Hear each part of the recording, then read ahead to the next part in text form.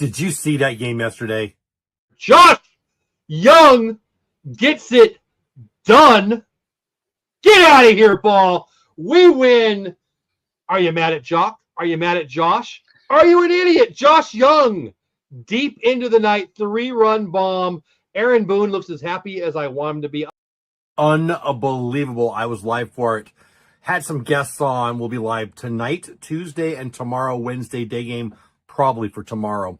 Half-hour pregame audio, Texas Rangers Spaces over on X, and then the game live streaming on my X, on my YouTube channel. I hope you come check it out. Texas Rangers are on a roll. I'm having a blast. Are you having a blast? If you are, come and watch it with us. If you're not, come and watch it with us, and maybe we'll help you have some fun. Unbelievable game. Also, I got named by somebody the worst Texas Rangers X account in all the land. You want to hear about that? Come on the show. Watch the video that I've already posted. We got lots to talk about. We're going to have guests. We're going to have you. We're going to have the Rangers. We're going to have a lot of fun. And I hope you show up tonight on my X at Jeff Bates on X or on my YouTube at Texas Rangers Clubhouse. I'll see you then. And we are live. It's baseball time in Texas, as the man says. Whether you're in Fort Worth or you're on YouTube or you're at the ball game, it's a good time to be a Texas Rangers fan. Who has it better than us? Nobody is the answer. What's going on, Cool Aceman? How you doing? Glad to see you back. Hope you're having a great day. Josh Young, Jock Peterson, Zeke Duran, John Gray. How much hate combined have those four taken on in 2025? Jock Peterson says, well, you know what he said. Josh Young says, see ya. Jock, Josh, Zeke, and John. Unbelievable fun last night at the ballpark. I got to be honest, I'm sad I wasn't there. I love watching it with you guys, but I love watching it at the ballpark on something like that. Jason, you're good to go? And we're going to talk to a few people. I've invited a few guests tonight, but Jason Michaels, 10-year vet, former Philly and a couple other teams. You were live with us last night, but you missed out on the fun and games of the 8th and 9th. Did you see it? Or 9th and 10th, excuse me. Did you see it? What'd you think? Honestly, I did in the morning. But wow, that was Rangers fans. Oh, man. This Rangers fan was, I mean, I just watched myself yelling about it, and man, that should not be so loud. That was loud. I had a blast. Remember what I said about Jock? I said maybe he gets like a good pinch hit or just a good pinch at bat. Wow. I actually said that as the post game. We only went like 4 or 5 minutes after the game, but I mentioned you. I told everybody that I kind of said that what you said, hey, he needs to just maybe be a pinch hitter. I'm like, I don't know if I agree with him. I mean, he knows more than me, but I think I'd hit him leadoff. I'd get him 4 at-bats every night or 5 at-bats every night. I want him to get out of the slump, but you were right and I was wrong. 1 at-bat. Did you see the video? And I won't say what he said, but you see the video of what he yelled at the dugout? That's got to be an unbelievable stress reliever to do it. Did you see that? Yeah. Awesome. That was really good for him, and hopefully that's a stepping stone for him to have some good at bats tonight. Yeah, amen. Pastors in the house saying greetings back at you.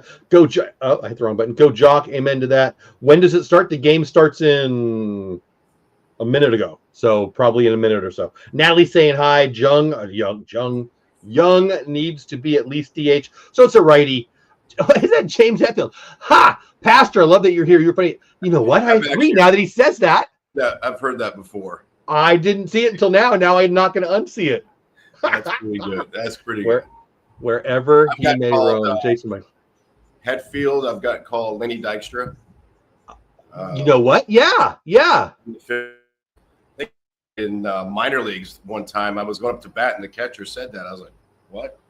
But hey, he played hard. I love the way he played the game. Lenny, so, yeah. I mean, he's had trouble since, but I was a fan of the ball player. Big time. Unfortunately, the guys I've been called. Who's the guy? He had the New York show with the Scientologist. He's funny. I can't think of his name right now. He does a little MMA. He's an actor, but he does a little MMA. That's the only celeb people think I look like. So bummer for us. Wow, it'll come to me later. If you don't know, well, shoot, I should introduce you. I don't even think I've even introduced you. Jason Michaels, J. Mike, give the people some news about you. Tell them who you are, and we're going to get this game rolling here in about a minute. Thank you. Yeah, former player, played 10 plus years in the big leagues with the Phillies, the Indians, the Pirates, and the Astros. End up coaching with the Nationals in the minor leagues, and then I run my own hitting here in Tampa, Florida. Where I teach kids anywhere from probably 8 or 9. I got a lot of high school kids, a lot of guys as well too, minor league guys. And you mentioned your MLB career. You had a pretty good NCAA career, Hall of Famer for the Hurricanes. Yeah, well, junior college Hall of Fame, high school. Well, that's right. University of Miami, yes. I didn't even make my high school hall. I might have made my prom Hall of Fame, but that was just me voting. So what do I know? Big Game Nate on the hill. Boy, what a July. Have you seen his numbers? I was just going to say that. I'm like, holy hell. I mean, hopefully he can build off that. I know I saw the numbers on the other guy, Locke, I guess, who's throwing. Looks like he gets hit around. Looks like he's got some walks. He got some issues. He's going to throw tonight. Tonight's the night to get him. Rondona's a stud, and not that we won't have no chance or anything like that, but we're not that great against lefties. Rondona's a stud. Big name Nate tonight. We got lighter tomorrow. It'll be a good matchup, day game after night game. But tonight's the night to take this series. Leading off for the Yankees, Trent Grisham, DFW's own. I've mentioned it last night, I think, and I'll mention it again. One of my sons-in-laws, whatever it is. One of the dudes who married one of my daughters is friends with Trent. He knew him. He met him. I don't know if they were friends, but they've had dinner together and such. He says he's a really nice guy. I've never met him, but I hear good things. I know that Dave Roberts and the Dodgers don't love him, but it is what it is. Rowdy Tellez playing a little whatever, almost footsies with the umpire. Were you friendly with umps? Like right here, Tellez? Not in the beginning. Yeah. My 5th year in the big leagues, I'm with Indians, and going out to Boston to left field, and the crew chief pulls me over and says, "Hey, Michaels, I'm just saying that you're a pleasure to work with now." Oh wow, that's cool. I was a little hothead, and then I told him, I said, "Listen, sometimes you got to grow up, start pointing the finger at yourself, and it's not it's not the umpire's fault. There's not anybody. It's this guy." Oh, amen to that. I'm not gonna lie. Everybody who pays attention to me knows that I'm not a big fan of MLB umps. First pitch on the I thought it might have been in there on the edge, but outside 1-0. No, I don't. It's nothing personal. I just don't like their effectiveness, their efficiency, their effectiveness, a little both. Especially now, I feel like it's gotten worse and worse and worse. And I'll just ask you because we're talking about. Honestly, pro Robo. I'm against that. I think that they're doing a good job. I really do. Do you really? These umpires nowadays, compared to when I played 20, 25 years ago, they're so tight. These are all hitter zones. These are all hitter umpires. These are not pitcher. I might send you some data on that. I don't know. Because they were given 3-4 inches off when I played it. Yeah. Before me, when Glavine and Maddox and the guys, but I mean, in my opinion, it's a hitter's umpire. Interesting. And no reason that these guys should hit as low as they are. That's my opinion. You never ever give anything to the pitcher, but you will give in to the ump that way. It's interesting to me. Well, I wasn't for the Quest Tech when they brought that out. I'm not for the automatic ball strike system, whatever. I know that I'm probably in the minority with that, but I think you are, my friend. You are, especially with pitchers. Pitchers, they want the ABS. I completely agree, but also I guess some hitters would like it too. I was seeing some of these calls; they're pretty tight. But I mean, all in all, from my opinion, I don't know. I love to hit in this time. They always said it's easier to hit as you go up in the organization. Because they're more around the plate, right? Is that why? Hence, hitters, umpires. That's absolutely. Well, and that's why I blame my my high school career. Just kidding. But there's some truth to that, though, right? Like you're going to hit against the better, maybe not great stuff, but the better pitchers. You're again, I don't have the the experience you had, but in my small world. Throw a strike so I can do a thing, right? But anyway, what do I know? Hey, plate 17 inches. They don't need 18 or 19. They got too good of stuff. Exactly. Trent Grisham flies out, 1 out. Ben Rice, the 2-hitter. Catcher, outfielder, DH for them. A lot of buzz about a couple prospects. Rice, the Martian Dominguez. They're showing Aaron Judge. I don't know if you have the same feed as I do, but they're showing Aaron Judge on deck for the Evil Empire. And he's been behind both guys, both first hitters. That first pitch on the first game, or the first hitter, I thought might have been a strike, but you're right. He's around it, but 3-1 here is not where you want to be. Good pitch. That's shitty. I hate that pitch, but that's a good pitch. Splitter down? Yeah, I did a little pitching, and my fingers were. Well, I was going to say that pitch kind of came into its own right when you were. I mean, Bruce Sutter probably was the first one that I knew about it, but it really got good when you were there. Was it a sinker? It looked like a sinker. That was they said a splitter. I mean, my screen's little. I have to believe them. But my point is that pitch kind of was the pitch de jour during your career. Yes, I mean, for me, I remember Bruce Sutter doing it, and that was before you. Forkball. There's different interpretations. A splitter, just a split grip, or a forkball would be choked in there.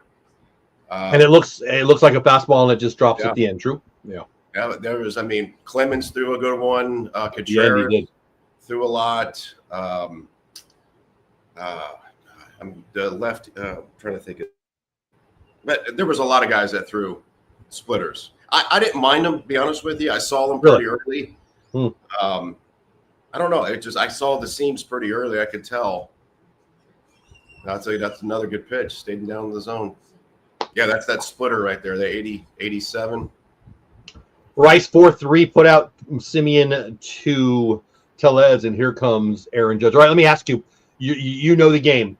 Nobody out, first inning, no score, elite pitcher, one of the best hitters on the planet. Nobody on base, 2 outs. Do you give him the base here? Do you give him almost nothing, or do you go right at him? I'm going right at him. I'm not giving him any of my arsenal. I mean, I don't care. I mean, a solo home run's not going to beat me. I was just going to say, because you're not fearing the solo bomb? Yeah. Oof, big curve right there. I'm afraid of that. I wouldn't mind throwing the heat. He's got a really good arm.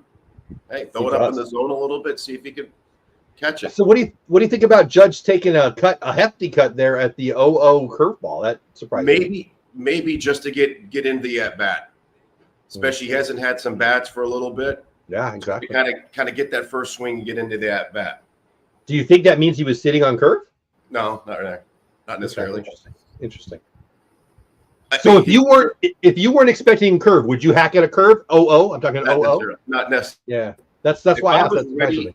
I always hunted the fastball. Yeah, I can react to something slower. The only off speed that we're going to hit are the hangers. That's the only ones. You know, if the pitcher executes it, he wants it to be a swing and miss. He wants to slow you down. Good pitch. There's that splitter again. Nice inning number 1. Got a little behind on the first couple hitters, but when you strike out Judge and it's a 1-2-3 inning, you got to give him a little love. That's elite. Yep, you're from right. Eovaldi. Saw that grip. Yeah, exactly. I don't know if it's a changeup splitter, where it would be the middle two. I don't know. Either the splitter or the fork a little deeper, they're both going to act as a changeup, right? They're going to have the downward action, but more than that, they're going to look like a fastball and all about arm speed. If that arm speed looks like the fastball, then that's going to be a tough night for the hitters. This is Jason Michaels, 10-year MLB vet. Yeah, vet. That's right. I want to ask you about your Phillies here in a minute, but also he does hitting. You can do it. You don't have to be in Tampa to do it. You're in Tampa. But you don't have to be in Tampa to do it. I do virtual with my pro and my college guys. Like after a weekend, what we'll do is whatever video they could send me, we'll go over the video, then we'll talk about the at-bats and talk about what the approach was, during the at-bats, and if we need to tinker anything, need to adjust anything, and kind of go from there. And had some pretty good results with that. I think the players like having somebody to kind of go over their at-bats because, college or whether it's pro ball or MLB, it's all about the swing mechanics, and that's driving me nuts. Why is that? These guys up here, they all know how to hit. worry about their swing mechanic. I feel. I don't know 100% sure, but I feel that they worry about their swing mechanics so much. So we talked about this on an earlier show when I had you on, but let me ask it again to get a fuller answer. When Corey or Marcus or whoever's going right to the pad, because I know that drives you crazy, kind of drives me crazy too. Are they looking at the pitcher's repertoire? Or are they looking at their mechanics, or both? I think probably both. Or something else. Yeah. Okay. I think both. I mean, even if they got a hit, what are you going to go in there and pat yourself on the back? You know, I mean, exactly. I think there's more value, and we've talked about this. I think we're in agreement on this. There's more value in being into the game. Exactly. I feel like it's a selfish thing by the hitters. If I just got out and I didn't help my team, I'm not going to be have my eyes in the iPad. I want to pay attention to the game. You never know. There's something that could always come up. There's information is out there on the field for us, and a lot of us just don't know how to use it. But if we're going to bury our noses in the iPad, I'm curious to hear why these guys are using so much of the iPad. I mean, are they looking like, oh, this call was an inch off the plate, you know, like shit like that. True. Yeah, you might be right on that. Pastor says we have the tech now to make umpires obsolete, but the game wouldn't be the same without controversial calls and players. See, for me, I think behind the plate they should do it. I don't know if I don't have a problem with them on the bases. In your opinion, was there a more iconic baseball fight? Oh, this is a good one. Nolan Ryan versus Ventura. I mean, that's for you for sure. What are your thoughts? I don't know, the one with Bautista a few years ago with Rugi. Yeah. Well, and today's the 2-year anniversary of Tim Anderson. By J-Ram. Jose Ramirez. Yeah, that was a great one.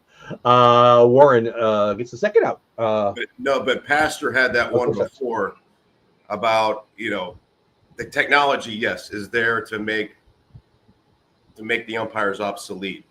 I'm a purist. I'm more old school. The way I was raised, there has to be a human element in the game. It's just the way it is. But behind the plate, I'm so okay with it just giving me an instant tech answer and moving on. I mean, you can have an umpire out there first and second and third, fine. But I'm a purist in general too, but maybe less so. I don't know.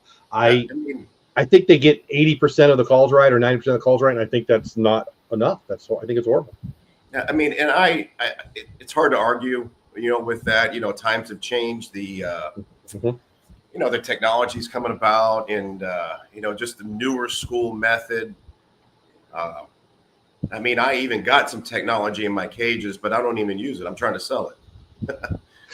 Well, but you're using tech, Jason. You're come on. I can have my granddaughter video taking some cuts and send it to you. I mean, that's not exact. I mean, it's kind of tech. I think you got to move forward.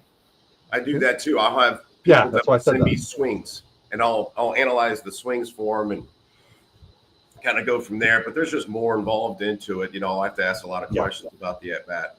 We got a good count right here. We do 3-1 to Corey's always something to stop and watch. Let's see what happens here.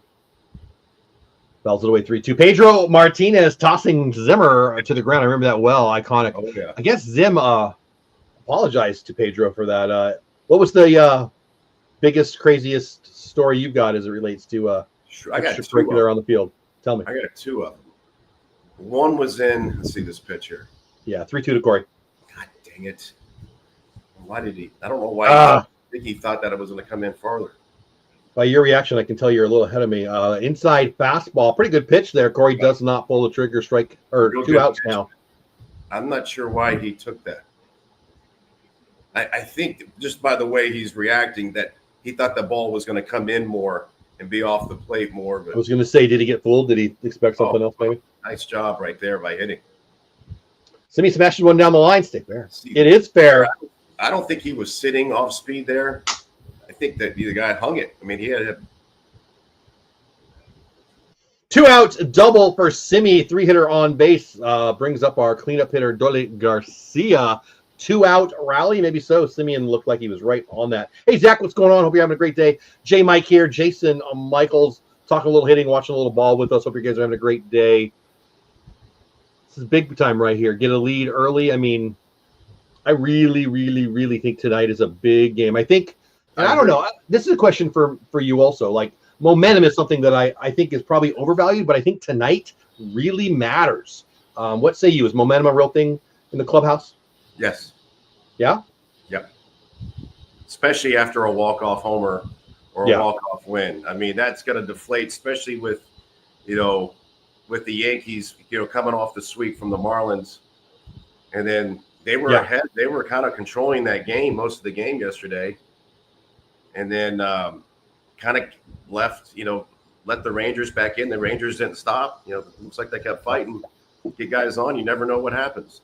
Exactly. Nick M says, Simi, after yesterday's excuse me swing, was ready for that sweeper. Yeah, Bird made him look bad on the sweeper, and then Bird got sent down to the minors after Josh Young sent him home.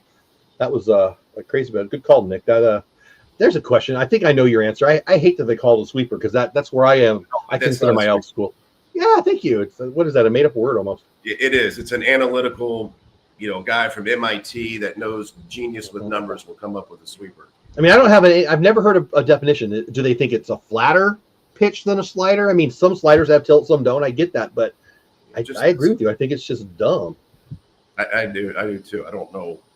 Trying to reinvent the wheel. It's a slider or cutter. Yeah. Good pitch. 3-1 pitch to Doley. His first pitch of this at bat was right on a tee for him, and he was taken all the way. I didn't like that. But, hey, you got to be confident. As a hitter, you got to be confident. You got to be confident with 2 strikes. See, I'm big in being aggressive too, but I also don't want them having a 3-pitch inning. Dang it. Doley 6-3, and they get out of it. They being the Yankees through 1. We are tied at 0. We got go ahead. Bates, back to my I think Pastor was talking about, or you were asking me about the crazy fights or anything like that. Yeah. So I was part of 2 of them.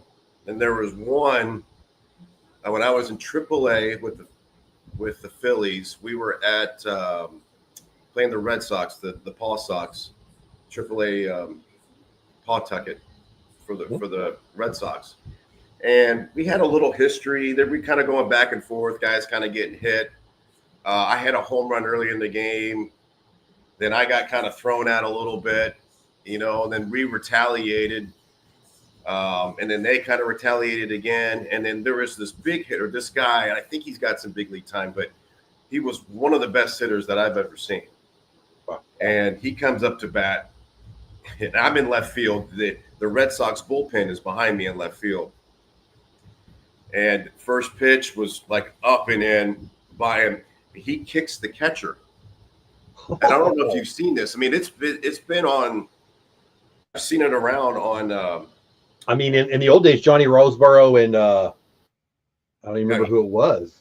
Gibson? No, it wasn't Gibson. Whatever. He just catcher. No, the catcher back, and then it was just. Of course, I know that I'm running in, and I got the.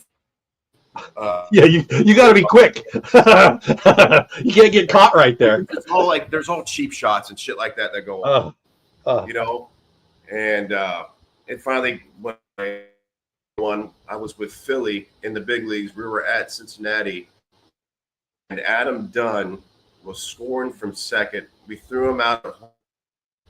Lieberthal was the catcher, and Dunn, just 6'7", he just absolutely crushed Lieberthal. Oh, did he really? And then it was just all there. Lieberthal wasn't little. Lieberthal was a big kid. I didn't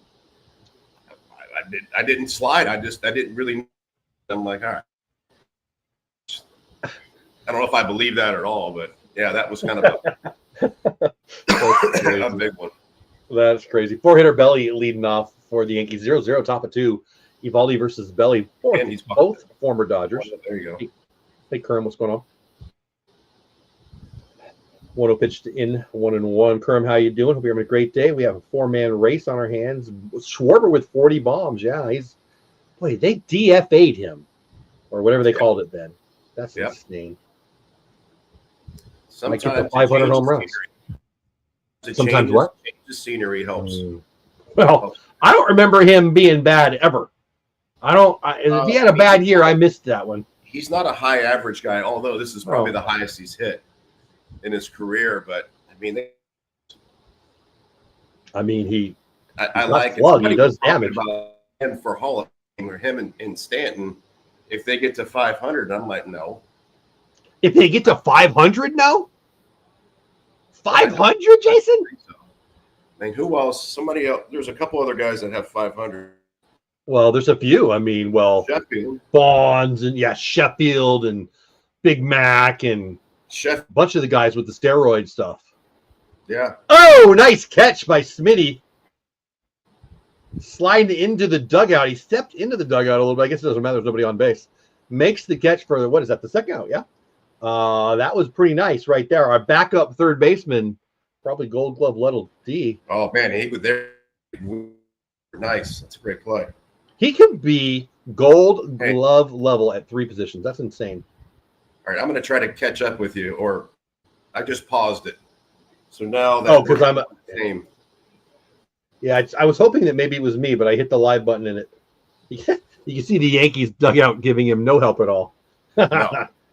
Former Yankee Josh Smith. There was a trade. Zeke Duran and Josh Smith for Joey Gallo, the maybe future pitcher. Joey Gallo. Yeah. You were in a couple. No, I guess you told me you weren't. You got moved a few times, but you never were in a trade. Is that right? Is that what you told me? I was in a trade from Philly to it was a 3-team trade. Oh, tell me more. I maybe, yeah, okay. I was traded. So how it worked out from Philly, I went to Coco Crisp, went from Cleveland to best name ever. Oakland, and then Arthur Rhodes went from Oakland to Philly. Wow, that's kind of cool. So, what time of year was it? Was it at the deadline? Was it spring training? When was it? It was February. So you were getting set to be in one place and you had to go to the other. That's talk to the people about who, tell the people who are listening. I mean, you're a real human. This is the first time. I was a platoon guy. I was spot starter, 4th outfielder in Philly. And after my 4 years, the 4 years there, then that's when they did me, and that's when I became an everyday guy. So I started 10 years in the big leagues, and that's why I tell. Listen, I had to use this a lot. My approach had to be consistent because it's like with any other, it's all about performance. If you don't perform, you're gone. Yeah. And there's a lot of other guys that are trying to get to your position, your spot. And I never got sent down. I got hurt maybe once or twice. I kind of kept my mouth shut on a couple of them, because I couldn't afford to be hurt. Wow. Yeah, because you were worried. So like some of these guys nowadays are like, oh, I got a strain, or I got some strain or something like that. I'm like, it's probably easier to go to the IL if you got a guaranteed contract. Yes. If you were the way I came up, we were in the middle of the lineup at the time. We were 3, 4, 5 was our that was the. Nowadays it's kind of 2, 3, 4 how they do it. But if you're in the middle of your line, you're in there every day. It's going to carry. F9. All right, F9. He kept going back on it. I started getting nervous there. I think I was just ahead of you. Through 1.5. Eovaldi's got 2 clean innings in there. We got Jason Michaels, J-Mike MLB, former big leaguer, current hitting coach. Make sure you give him a follow. I dropped his link. Yep, I dropped his link in the chat. It's there right now. 7 of you here on X9 on Texas Clubhouse. J-Mike, you got a Facebook page. Let me grab that link while you tell them about that. Yeah, the Big League Approach. I have Instagram. I got TikTok. The Big League Approach are those handles. I do some training videos, some instructional videos through those. If any of you guys out there have kids, young, old, it doesn't matter. It applies to all of them. Drop on the Facebook link right now. I'm not a TikToker, but there's the Facebook. And yeah, I've seen some of those videos that you put on there. It's pretty good stuff. I mean, I love baseball. I love watching coaches do work. And that makes me want to ask you, and I asked you this before. We talked about a little bit when we were talking about Tony Beasley, but best hitting coaches in your career, or maybe a name that the Texas Rangers crew might know. Any names that are, and maybe even current hitting coaches that you are big fans of. I'd love to hear that. I'm a nerd for this stuff. No, that's a good question, and I because I use this in my lessons. But one of the coaches that really impacted me. So 2008, I started off with the Indians. And I just was not having a good at bat. I couldn't find a consistent approach. So after the first month, they designated me for assignment, and Pittsburgh came in and they made a trade, or I don't know, it was just like a high five or box of balls or whatever. But Pittsburgh, and the hitting coach over at Pittsburgh was kind of the roving hitting instructor for Philly coming up. So I had I knew him, I had some rapport with him. So he was great. And what he really taught me was just to take the positive out of each bat. We're just, oh, okay, you're a little ahead of me. But he told me to take the positive out of each at bat. And that really helped me. That really did. To get so down on yourself, because this game is full of negative results. Every time you say something negative is going to happen. And us hitters, we're perfectionists. So if we don't make solid contact, something's wrong. When a lot of times we need to adjust our head, or how about concentrate more? I look back at a lot of it is that I just lost concentration, just didn't have a good, confident approach that I could trust. Mm-hmm. He's got go ahead. So Jock's got 7 pitch hit home runs.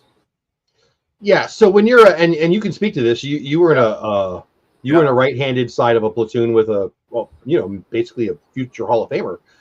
Jock has been a long time. I'm going to face the righties. I'm going to not face the lefties. I mean, especially when it's with LA. But that means you're going to come in the 5th inning or 6th inning or 7th inning or 8th inning often. So he's probably had more pinch hit. How hard do you think it is for a guy like Jock, who went all of April and all of May or whatever it was, and with nothing, like historically bad results, then gets hurt for another couple months? How hard is it confidence-wise? Because you talk about hitting's up here. Talk to people. You got to have that inner thought. Good at bat right there. Yeah, there you go. Ball 4. You got to have that inner monologue. You have to just stay positive. I woke up the next day and said, "Hey, this is a new day." That's why I loved what I saw when he went deep, and you see the video of him yelling what he yelled. I work with kids, so I'm not going to repeat it, but I loved it, man. I loved it because I agree with you. You've got to be, I think, in everything, you got to be confident. And I'm not a fake it till you make it kind of guy. I'm a believe in yourself kind of guy. And Jock, especially baseball, kind of baseball, kind of as cocky, or now he was like, if we grew up in high school together, we didn't grow up in high school together, but. And I knew you were a baseball player, I wouldn't have dated you. Arrogance or some kind of, and I was like, well, we got to have some self-confidence. And amen. He seeps out. But all these guys on the TV that were looking pro, you have the confidence. If you don't, you get no shot. You're right. It's a baseball thing, Jason, but it's a life thing. I work with kids. And I swear to you, every day at some point, I'm telling some kid, it's about believing in yourself, man. God don't make no junk. You're good enough, and you can do it. And if you don't know how to do it in today's day and age, the answer's right here, man. So just be confident, figure it out, work the issue, work the problem, and you can do whatever you want. I believe that deeply. There's a lot, and that's the obstacle that you really got to overcome. Every player has to overcome. For that matter.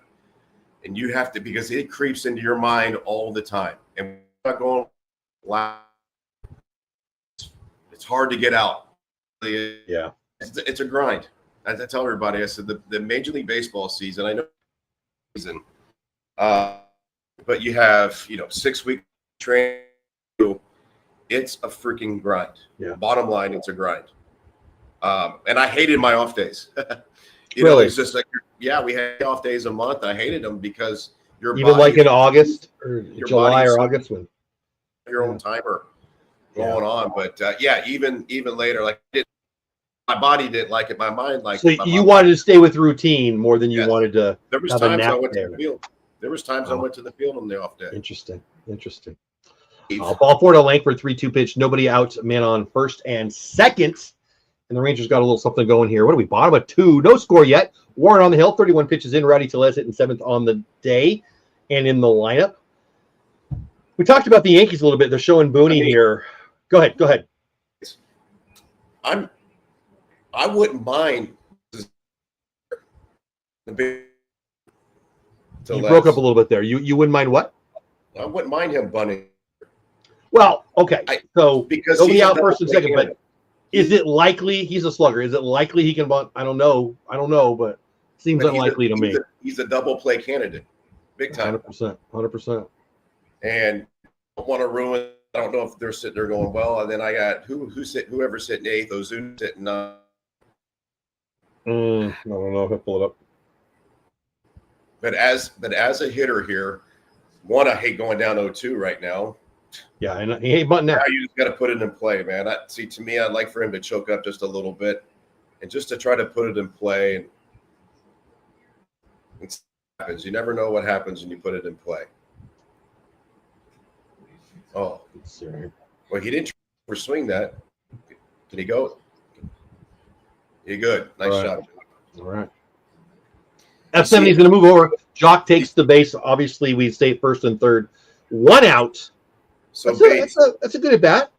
Yeah, absolutely. It was. Bates, you see how the left fielder was going towards the center there?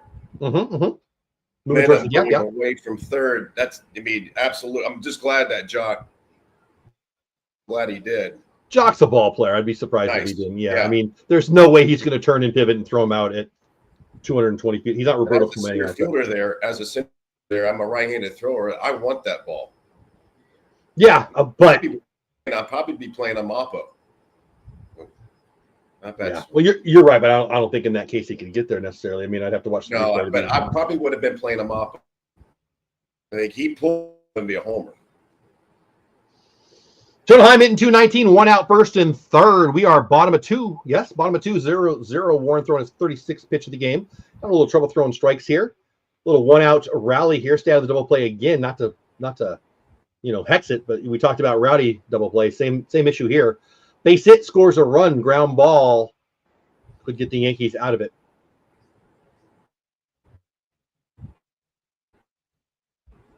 Dave Raymond on broadcast shares that he's 50-50 on ball. I think I would have tried to bunt Tellez and not second guess it.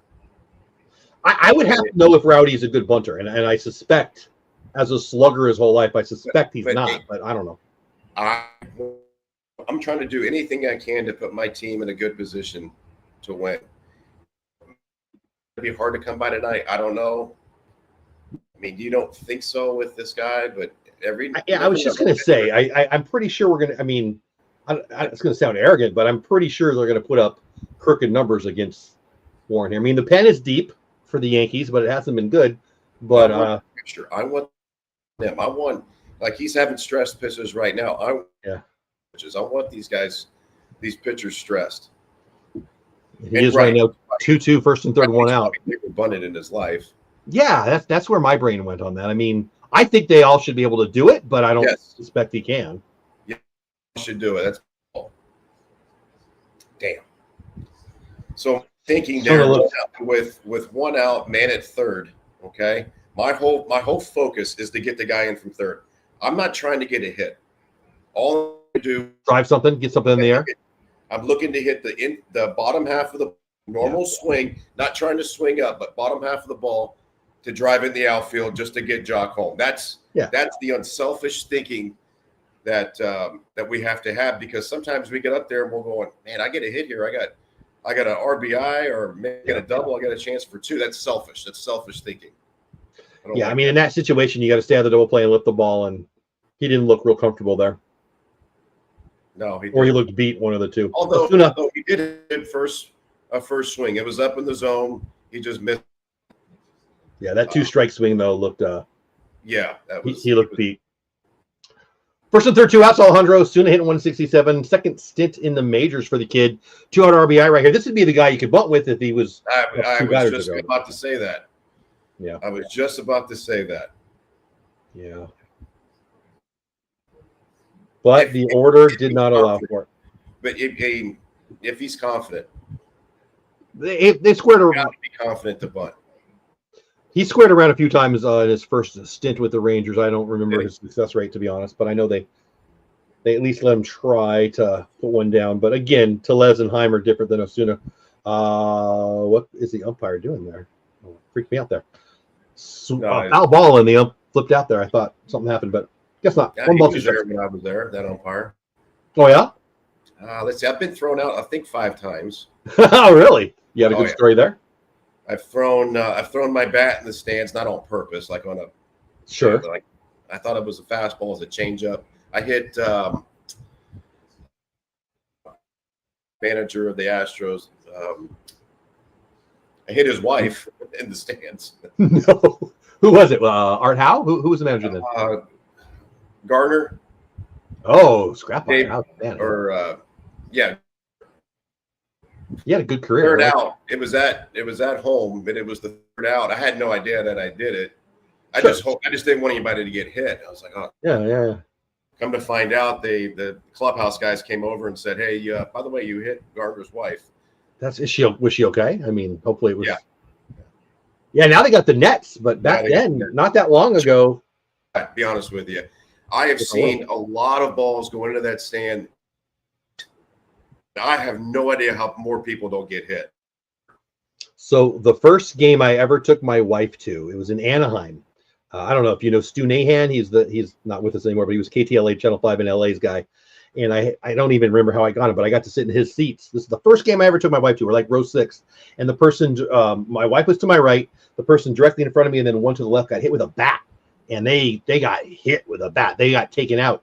Osuna, not staying in the yard, nothing. It looked good. It looked good. Yeah. Are you watching it on this? Or are you watching it I've got a little I watch it. I'm looking at you on my screen with the 3D thing, but then I've got the TV feed on my screen, but it's like 1/3 of my laptop. So high flies to the outfield will fool me often. We're through. What are we through to? I don't even know. 0-0. J Mike here. Former Philly, former Indian, former other stuff, former Miami Hurricane Hall of Famer. How's that field? How do you like the stadium? As a fan, I love it. I love it. So people are really 50-50 on it. I find it beautiful. I think it's a great place to go watch a game. I like the amenities. I like when you buy a cheap seat. I like the experience when you buy a really nice ticket. I love the amenities.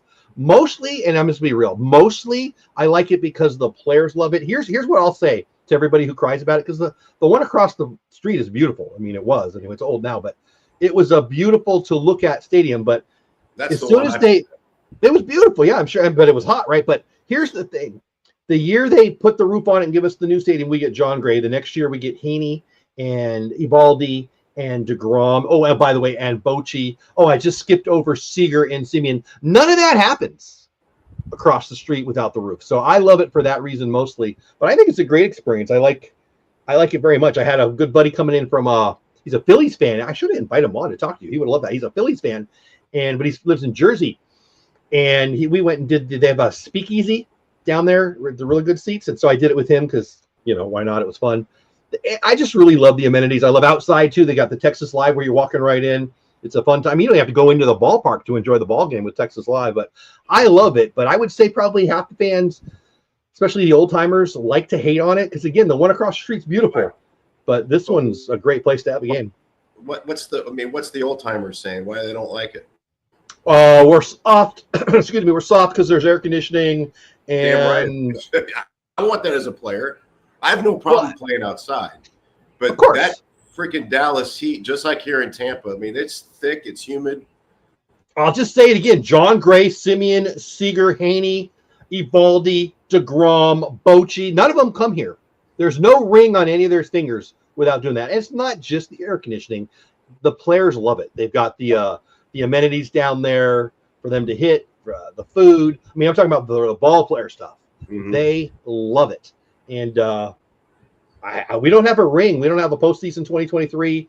As a fan, we don't have as much fun without that roof. And that's not even about the air conditioning. That's about, the history of the Rangers is they don't get free agents to come here until they got this ballpark. Well, so I think it's a no-brainer. Yeah, they didn't have, I think after the All-Star break at the other stadium, they didn't have outdoor batting practice.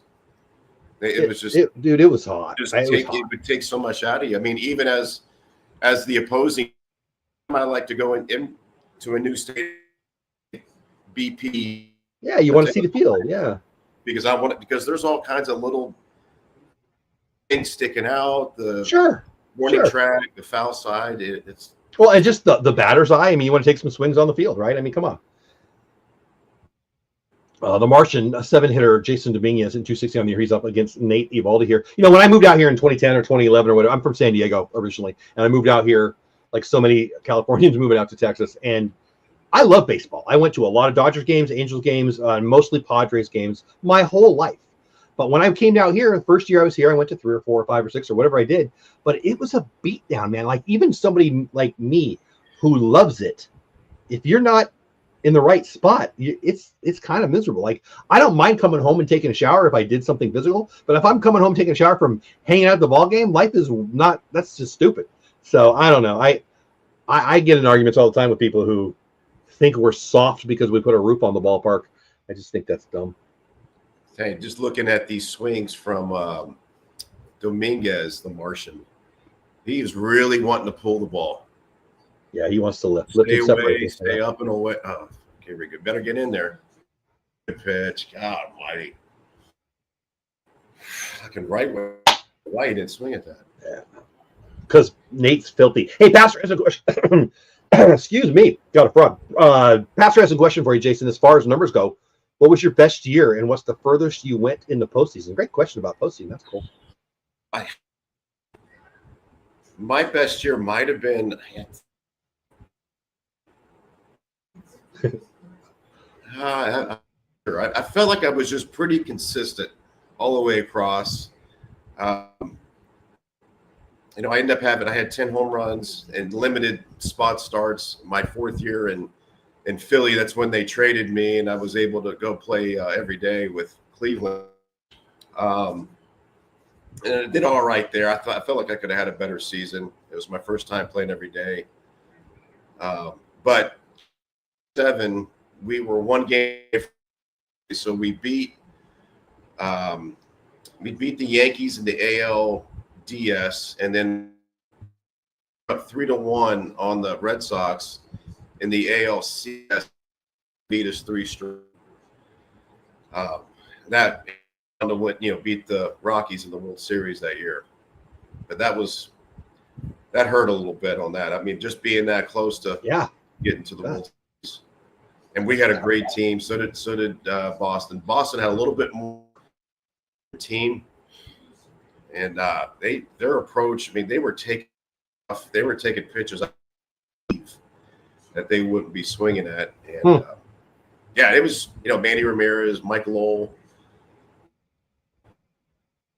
I've long said, and this is a good point to say to you because I want your response. I've long said that Manny is one of the best right-handed hitters I ever got to see. I'm guessing you would agree. He's up there. Pujols is probably mine.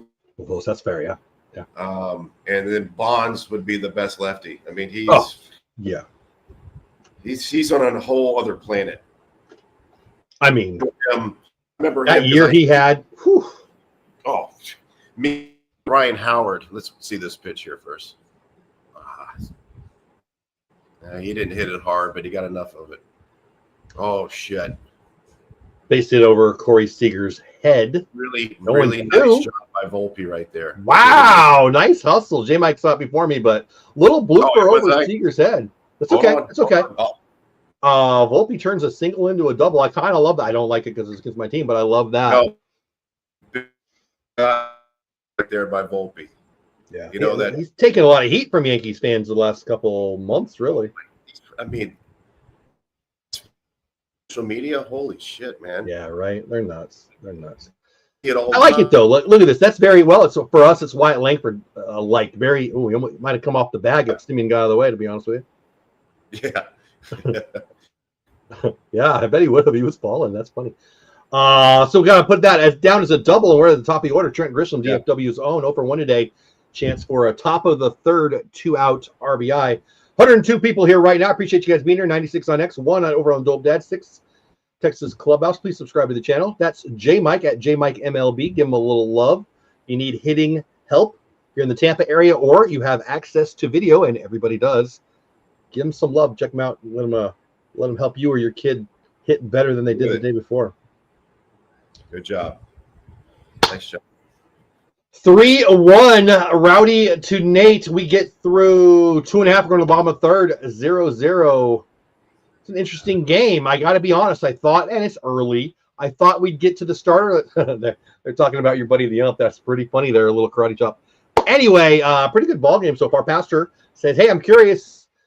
Jason think Barry should be in the Hall of Fame, especially considering that Pete Rose got in. I'll shut up and listen. I don't know. It's hard. I mean, just on ability alone, absolutely you should be in the Hall of Fame. I think it's a controversial thing. I get it. I could go both ways with it. How's that for? I'm gonna grill you on that. So I'm just getting to know you. You seem like a way nicer guy than maybe I am, and I'm just gonna put it out here like this: is it hard as a ball player to say what a lot of people might want to say? You know, so what I was a perfect candidate to do it. I saw guys do it. I did too, and I never played at your level. I was a perfect because I was a fourth outfielder. I was 100%. And I just could not look in the mirror and go, I did it, and then go, but. So how many were doing it? When you were there, you were in the, well, you were then. That was then. It was hot. Like, are we talking half? Are we talking 10%? What's your thoughts? Was Canseco right, or was? I would say at least 10%, if not more. But I mean, nobody really talked about it, obviously. You know, the whole thing with what I think what it did was that it always made you like your recovery. When you're playing every day, you're going. It doesn't, you know, it's like your body starts to get worn down, and I think it just helps you recover better, but extra boost in confidence. Now, for him. Up at baseball, it was incredible, but he was a complete different thinker. When I and we could do this at the commercial if you want. No, whatever, it's fine. I'll yell over if something happens good here. Smitty, leadoff hitter and leading off top of, or bottom of 3. So me and Ryan Howard used to hit in the off season. And one off season, I got hitting over at University of South Florida, and Howard, you know, flew in Barry. Obviously, it was just them two, so I was just kind of hanging out by, and I wasn't. But listening to Barry's, and I'm like, "What the fuck's this guy talking about?" I'm sorry, You're right. Nice. Then he's driving to left field. Get over his head. Yeah, baby, off the base of the wall. I think that left fielder or Dominguez should have had a little bit better. Yeah, I didn't see his jump, but I thought there might be a play there. Off the base of the wall, Smitty lead off double. You got a little. Yeah, he might have. Nobody out, man, on second. Corey Seager up. This has got to be a place where they get you ain't bunting here, Jason. But anyway, please continue your story. I'll jump in if Corey does something. No, I'm not bunting here. Absolutely not. Yeah, no, Corey.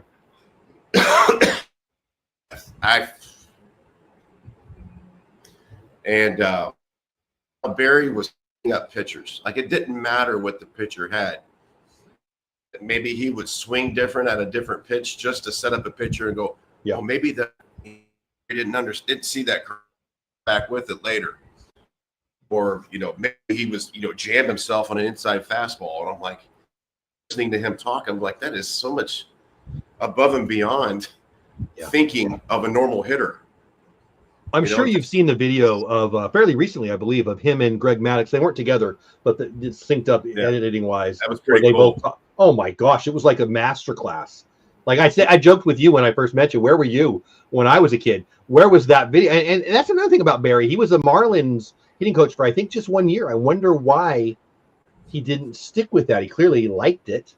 I know he's kind of a rough dude, although it seems to me the stuff I've seen lately, just interview-wise, he seems to have softened his likability. But I don't know. I mean, that guy, I like to listen to him talk about hitting. Seager pops it up. It's going to be the first out.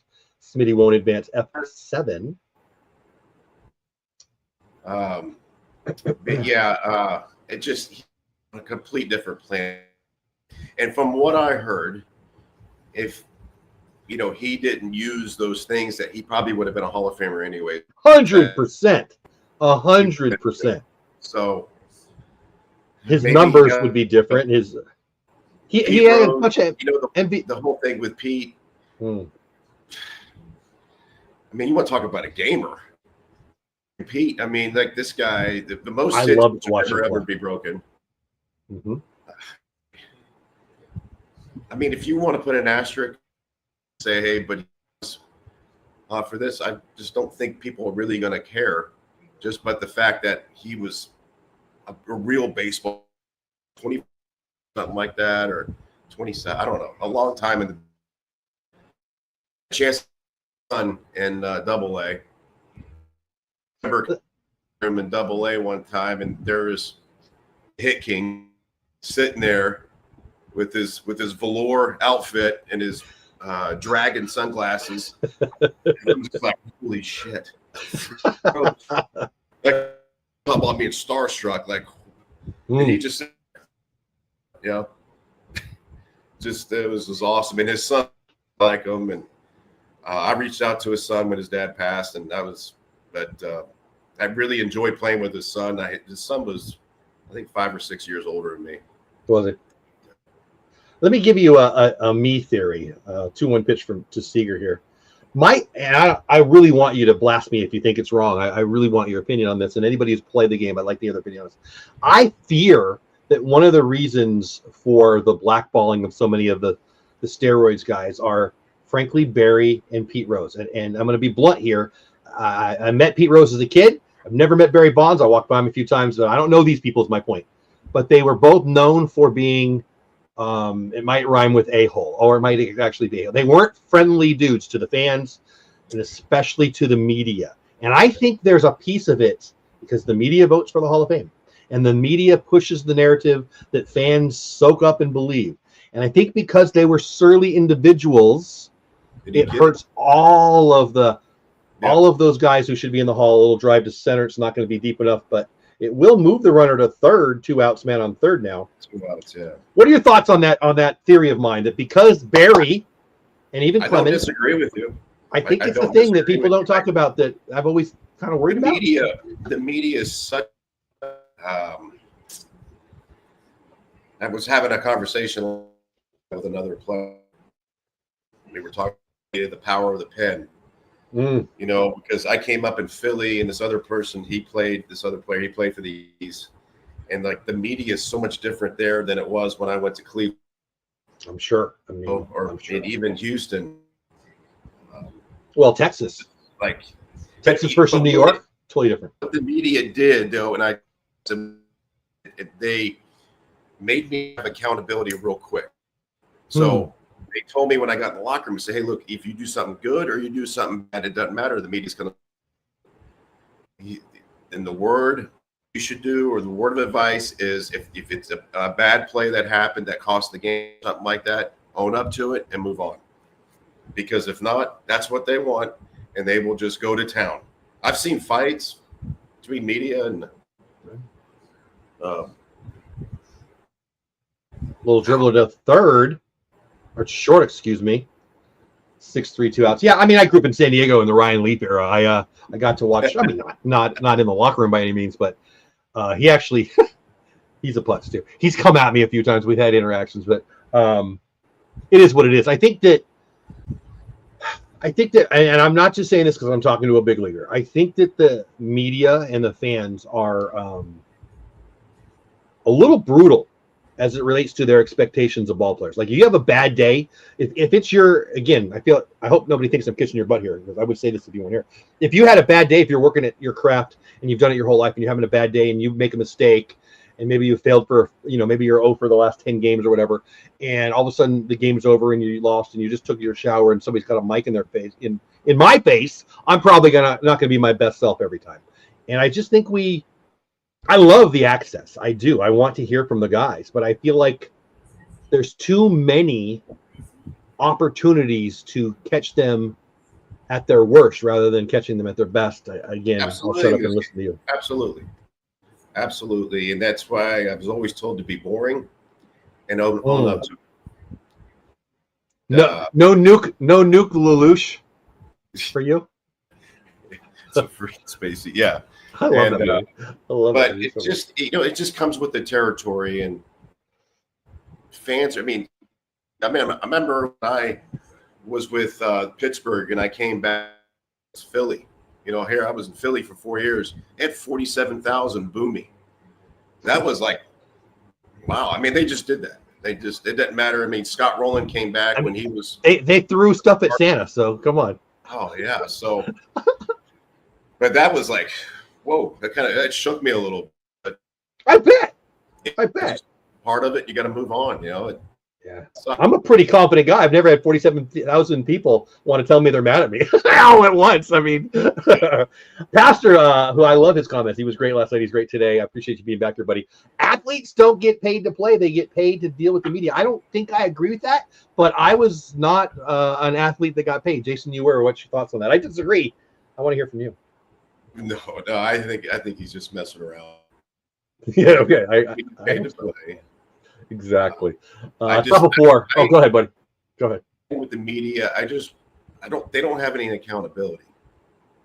I mean, we can talk about all kinds of, not just in sports, but I'm just saying there's no accountability. So, yeah. And we're a product. The New York Times, or I like the Post, like you're going to have two different points of view there. Well, and each outlet's going to have not each. Many of them are going to have different reporters, and they're going to bring their baseball viewpoint, their political viewpoint, their news of the day, and all of it goes into this mismatch, and it gets pulled out, and it's on the news the next day. And now today with, the internet, like there's so much info out there, and I just think that we, as a society, I don't want to go too deep here, but I think we like to catch people making mistakes more than we like to catch people doing something good. And you guys are playing ball for my enjoyment. I think it sucks, to be honest with you. I know, and negativity is what people want, or negative stuff, or right. It just I didn't read the paper. I mean, I can't. I believe it. Yeah. Especially in Philly, you can't. When you said that, it made me think of Durant. I mean, I'm not going to go into all the stuff he's done. Some of it fun, some of it stupid. But, it's a different. I mean, you're a different era than he is. I'm a different era. Like the younger they get, the more social media connections they're going to be. And I think, it's going to catch guys. It's going to be a problem. Ground ball, 4-3, Simeon, first out. That was Rice. That'll bring up the stud, Aaron Judge. Pastor says Stephen A is a perfect example of athletes having to deal with media nonsense, public accusations. How often do you hear of athletes' personal business? I don't know Stephen A. I've never met Stephen A, and I can't stand his style of reporting. I'll let you chime in if you want. He's really out there, and I think he likes his voice, and I don't watch drama. Let me say that differently. I don't watch reality drama. I'll watch like Breaking Bad or something like that, but I won't watch Stephen A. I hate ESPN. I'll just say it bluntly. I hate them. They have lost their freaking minds. And Stephen A.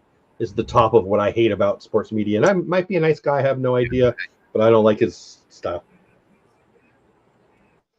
It's a good pitch. Yeah, Nate's filthy. I know. Nice. Man, Eovaldi makes you look bad. I mean, that's Aaron freaking Judge right there. With Eovaldi, and that's I hate that as a hitter, because now it doesn't matter.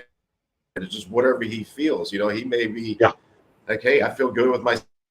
Well, and that first inning, that first pitch, he swung at the curveball, and now you say what you said, and I agree with you. Nate can throw anything he wants here. That I hate that as a hitter. Yeah, I bet. You got him. Kid. All right. You got him with that splitter again. Nate looking elite. It looks like his arm action's pretty good. Yeah.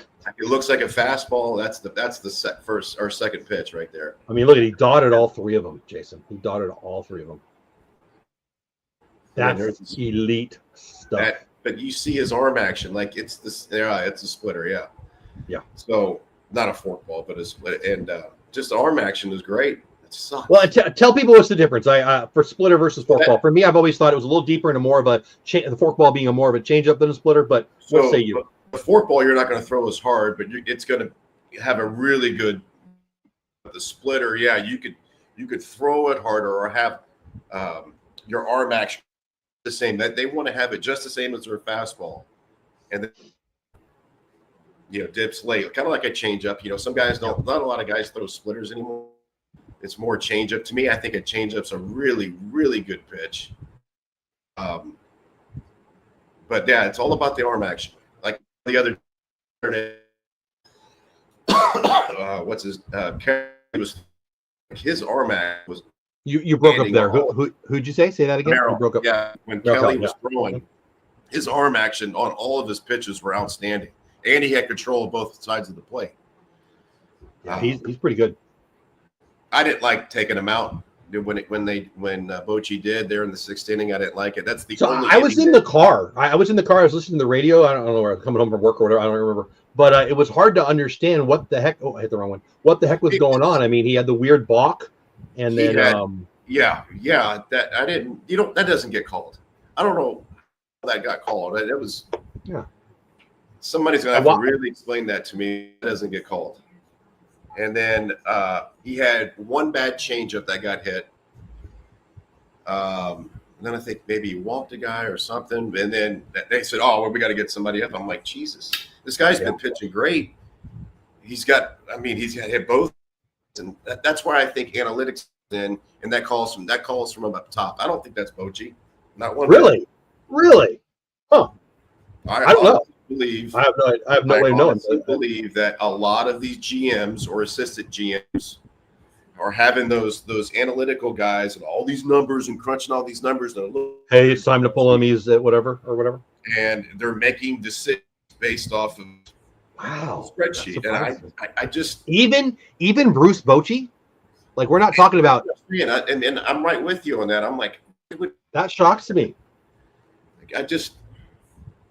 A few years ago when the Rays were in the World Series, was against there in Texas. The Rays, Dodgers, Mm-hmm. But it was against Dodgers. Yeah, Dodgers. And Snell was throwing. He was throwing he was lights out. He was the first two through the batting away. Like they had no shot. They freaking take him out. Yeah. The top of the 7th. That was nuts. And I'm like, oh, what they're doing, that's the first time though that started the 8th inning. That was the first time he was in the 8th inning all year. I don't care. Exactly. Well, but the playoffs they go to the 10 even sooner than they do in regular season, for better or worse. Yep. It's funny, just a little personal side. Go ahead. A little bit of I can see a little bit of swag, a little bit of confidence with him right now. I like it. Did not see Seattle. Uh-oh. Get up! God, get up! So he better get it. Dang it! Oh, that might be 3. You still got it, kid? No, it's 2. Never mind. Good Lord, Jock. The piano. Hey, I would have been a single for me. I still love it. You're right there. I got to do a little personal story. I was at a baseball card thing, whatever, who cares? And my daughter won a raffle, and it's a piece of the turf from Globe Life, and it was part of the turf for the Blake Snell game. It's sitting right there. It's kind of fun. I don't know what to do with it. I don't know what to do with it. But it's kind of a cool random thing that my daughter won. Jock Peterson, is he back? Yeah. I'll ask you, Jay. You don't want to make the first or third out at third. Well, that's a good point too. But I want to ask you about. You talk about momentum. You've talked about momentum on a couple shows. We talked about today. Jock with a big bomb yesterday. He's basically 0 for 2025. And now he rakes yesterday with the big bomb, one at bat, and now he's smashing one off the wall. Is he back? Is it that quick, or what would you tell the fans? Should we believe? No, or it could be. I mean, he's a veteran player. He's had a great career. Yeah. it could be the start. I mean, And he heats up at the end. He's better down the stretch and in the playoffs. I mean, even though I have no allegiance to either of these teams, but I mean, respect the fact that oh shit, oh my god, I thought they had Jock. So the rule is, and you correct me again if I'm wrong. The rule is if you get in front of it, you should go, and he did. But wow, I thought if he threw, he was going to get him. Oh man, it almost hit his back foot. That would have been close play. And I thought, okay, did you see Jock? I'm sorry, you broke up again. Did I see Jock what? So you saw Jock when he was running. Mm-hmm. He didn't go straight into the base. He have my back to block the throw. No, I didn't notice that. But as a runner there at second, you got to know where that shortstop is. Well, am I right? The rule is if you can get in front of it, you go. If you can't get in front of it, you go back. Am I wrong? The ball was hit to his right, just him. He got in front of it. It almost hit his back foot. He didn't hesitate, so it went. So I'm fine with that. Here we go, 2-0. I agree. Hey, don't overswing. Got to put a good swing on it. Shit pitch. Yeah, non-competitive. So right here, 3-0 man on third. Is it 3-0 or 2-0? Yes, 3-0 man on third. Are you taking or are you trying to lift? I'm not giving him the green light. You're not, even though you just need a sac fly to take the lead? Yeah, I'm not. Interesting. Okay. Because so right there, center cut, a little bit up. He could have hit an F8 and an F9 sac fly. Now he did throw that low. So if Rowdy wants, I mean, I'm still looking fastball, but still have. That was a good pitch. It was just off. Yeah, a little outside. Shit, that was 0-0. Is that bad? 0-0, bottom of four. Man on third, one out. Rowdy Tellez shaking out his hands. That one must have hurt him a little bit. Nice fastball outside. Infield is in. Thinking has to be just get the ball in the outfield. Yeah, lift it. Ball in the outfield. Now it's 3-2, but I'm just saying before that, don't overswing. Just they're looking at his hand. I was about to say thumb, but I'm not totally sure it's thumb. Hey, how big is Bochy's head? How big? Bochy's a huge human. He's got like an 8.5 head or something like that. I grew up in San Diego, and he was one of the backup catchers there for a while, and he was known then as the slowest guy in all of Major League Baseball. He's had a bunch of knee surgeries too, maybe some hip. Hip, yeah, he talked about that. It looks like it's hard for him to walk sometimes. Have you heard the story on why he came back out of retirement? No. So he was at the Rolling Stones concert. It was during COVID, and he got right up front. He had really good seats, and he watching Mick do his thing. And Mick's like 5 years older than him or something. And he went home and he said, "Honey, I'm not done. Come on, I got to get back out there." And then he did the WBC for Team France, I think it was, and CY gave him a call, and he was surprised by the call. And yeah, a couple hours later, he's managing for the Rangers. I love that story. As an old guy, I love it more and more every year. Yeah, that's pretty cool. That's pretty cool. Yeah, right, he told that story. He told that story at FanFest a few years ago. He lifts it up, but it ain't going to go anywhere. It looks like an F5 or an F6 for the second out. F6 looks like it was right on the line. Fair, the ump says. Not that it matters. And we got our 8-hitter up with a 2-out opportunity man on third. Jonah Heim's got to. Well, he's got to get on base. Basically, he's got to get a base hit that goes to the outfield, or we need Warren to bounce one into the backstop or something to score a run here. Bottom of the order for the Rangers hasn't been real great this year, but yesterday it was spectacular. Got a chance right here to get a run off of Warren, who if he stops Jonah here, goes through 4 complete shutouts. Nobody expected that. I'm just curious how he's swinging through these pitches. Like, I think he's pulling his head off or something. I'm like, how are you not hitting? At least tipping him or fouling. Yeah. He did that his first pitch that bat. Good pitch. I really like Jonah, but if I could change one thing about Jonah, it would be his facial expressions. He just looks bored. He doesn't have positive facial responses sometimes. I'll put it that way.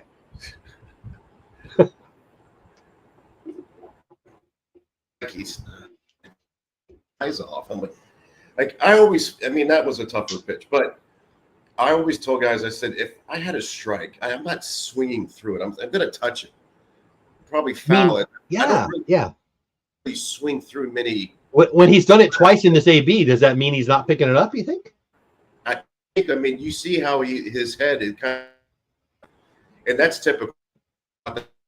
Time I said, first of all, there's two things to hit. That was better. He didn't try to overswing there. He was just trying to put the ball in play. I'm trying to talk about. I like that. That was better. Did you see, the effort by the catcher there? That was pretty phenomenal, actually. He almost made that play. I don't think I've ever seen that. That would have been, I mean, I'm glad he didn't catch it, but that would have been spectacular. I mean, I'm sorry. I don't understand how you swing through 3 fastballs. 3, and none of them with break. Yeah. At least 2 that were really good ones to hit. Yeah, that was right there. We are through for a 0-0. I thought Mr. Warren would give us a little more scoreboard opportunity, but so far nothing. 110 of you here on X, 6 here Texas Rangers on Texas Ranger Clubhouse. Please subscribe to my channel. We got J Mike at J Mike MLB on X/Twitter. Give him some love over there. What I was saying, Bates, with what I tell my hitters a lot is 2 things to hit. You need to see the ball, and you got that you can hit. And I don't really care what your swing, all that stuff. If you 2 things, you're going to hit. Now, at the same time, that's why, like, is he not following the ball all the way? And it's so easy for all of us to watch that ball come in, and right before we hit, we look up to see where it goes. It's just trained. I mean, even 36 years old, my last year playing, I was in the cages. I had to literally tell my to watch the ball off my bat. Like, I focused really hard to try to train the 6 muscles in each of my eyes. So when I go out to the field, that it's like that muscle memory. So I'm a big fan. I mean, I did years of or 3 off seasons, not years, but 3 off seasons of vision training, sports vision training. Really? Because I had good eyesight. A lot of these guys have great. I think at one time I had 2013. Oh my goodness. But that was 2015. But it was the fact of getting both your eyes to focus. Like, I had a hard time focus reading, because I would lose my place or whatever. But it's getting both your eyes to work together. Doing it now after I did this therapy. I don't know. How would you know? I mean, like, I think confidence, but I also noticed that I was able to read here and hold my place longer. See, he pulled his head on that. So let me ask you, when I was playing and then later when I was coaching, but I remember when I was playing at the end, especially, I at the end changed to be a more open stance because I wanted both eyes in play. Is there anything to that? Does that matter? Say that again. You said you changed to a more open stance. I opened my stance, so I was intentionally making sure I had vision from both eyes, which I have no idea if that made any sense because here or here, is it really different? I mean, I don't really know. I'm okay with it. I think it potentially can make you. I just don't like to have too many moving parts. Yeah, I definitely had to get back into a hitting position when I was open. Just Chisholm hitting 5 for them. 0-0, top of 5, 0 for 1 on the day. Eovaldi pitching very well. 60 pitches in so far. I don't know. Fastball up. Interesting to see how far Eovaldi goes here. You're in a situation now where you're in August. Do you go to the pen earlier to save your arms, or do you want to go to the pen later to save those arms? To me, it's more about stress pitches. He hasn't 0-0, so they're all stressed right now. I mean, 0-0. My goodness. Like when you have guys on base, guys in scoring position, less than 2 outs. If you have, if you're throwing a lot of pitches, he's not throwing a lot of pitches. I mean, 15, I kind of gauge it, 15 pitches an inning. Yeah, he's efficient, but not great. Yeah, 60 through 4, nobody out. So, yeah. And I think he has the 14.6 or 14.9 pitches per inning.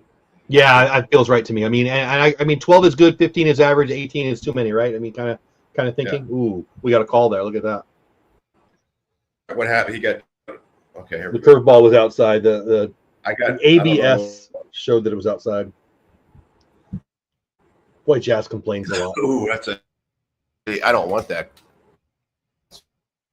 It's too close. You got to swing the bat. No, I agree, but it was a ball. But I don't want to slam on Jazz when he's complaining about a ball that was actually outside. But that makes me want to put one in his ear. I got to be real.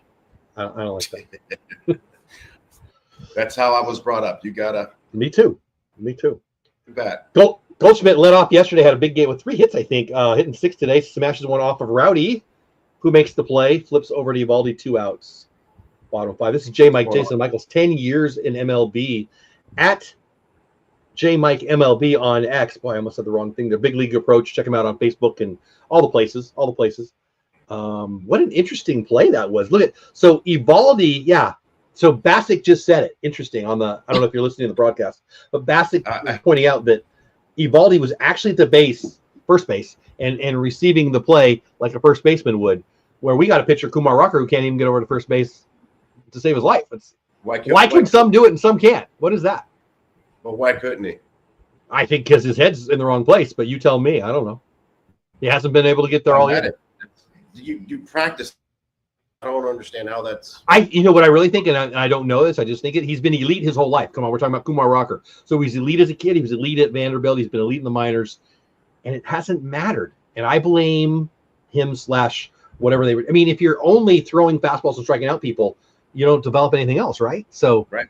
Are you going to learn how to cover first? Are you going to? He can't hold on runners to save his life, and he can't cover first to save his life. I just don't. I don't think it's sustainable. I think it needs to be fixed. I think it's bullshit. To be honest with you, it is. It pisses me off. That should. I was at the last spring training game of the year, and it was in Globe Life Field this year, and it was in Globe Life Field, and Kumar had the start, and it's just a spring training game, and I swear he threw I think 4 innings, and they had 8 steals off him. I'm like, we in big trouble here. This is not sustainable, and that was before we learned he couldn't cover first base. So. I mean, he's got elite stuff, and everything I've read, everybody loves the kid, but I'm concerned. I would. He better practice it. I'll tell you right now. I mean, if I could teach kids in junior high to do it, right? My gosh, in high school to do it, why can't a guy, playing at the highest level cover first base? It pisses me off. Excuse, to be honest with you, there's no excuse. And holding base, set down. And his ass better be figuring that out. Holding on base runners is at least a little hard, but covering first is just knowledge of the game and effort, right? Where'd the ball go? Pay attention. Part of that's weird. It's not like he's a lefty falling off the wrong way. It's just crazy. I don't know what's going on. What happened there? Dave Raymond saying what that happened too. I don't know. Whatever, strike 3, curveball, the Martian, J-Dom swings and miss. Eovaldi and Warren, who's that, throwing up donuts. What an interesting couple of games we've had. I like it. 120 people here watching, 110 on X, 10 over on Texas Clubhouse, 1 over on Dolb Dad. I'm glad you're here. That's J-Mike at J-Mike MLB, the Big League Approach. 10-year vet. I saw a highlight of you, Jason. It was a home run that you should have caught. Tell me you know the play. I guarantee you know the play. How could you not know? Yeah, I saw it the other day, too. I think I was watching the game on Saturday. You know what? Can I tell you the real story? It's actually creepy. Why is that coming on my feed? Who knows that I'm talking to you? I don't know. Crazy 2004. Yep. With Philly, playing center field, and we're at the Braves, and this is in August. Or something like that. We're battling for wild card, and I'm in center. Corey Lytle, the late Corey Lytle, going, and I like to play in a little bit. I like to check. He hit it at me. He hit it, and it started to go. I was kind of playing him pull, so like on the right field side of center. He hit it at me, and it started to go center. He must have hit it square. Maybe knuckled or something, but anyways, I started to go back, and I'm going, "Oh shit!" My thinking was, Let me just type it in the air, and then I'll get it. That was my thinking. And so I did, and then everything happened so fast, and I hit it, and I hit it over the fence. It was crazy. You didn't even tip it like it wasn't like a It was alley-oop. It was like down in a scoop almost. It was craziest thing I've ever seen. It was happening so fast. I was like, I got it, and then so it went from an out to a double to a home run, and that shoot, it would have been viral if it happened today. You would have added 100,000 subscribers to the whatever you nowadays. And Pastor wants to know. No, go ahead. You got more. Go ahead. Yeah, no, it ended up tying the game. We ended up winning. Actually, I kept my mouth shut. I was praying. I was like, I hope that does not cost us. I think it was like the fourth inning. I felt like that was like a 6-hour game after that. Well, please let us see. 6 hours. And you were stressed out though. That's hilarious. Yeah, if you haven't seen it, guys, I don't know. I should have. And then we won. And then everybody was just all over my shit. I love that. I was like, all right, whatever. But so that didn't. I saw it, and I'm like, I've got to ask him next time. And again, I'll say. And even the pitcher, Lytle, was like, hey, man, thank you. I mean, thanks for the effort. I appreciate it. Don't worry about it. All right. Whereas Larry Boa was my manager, and he was freaking hot.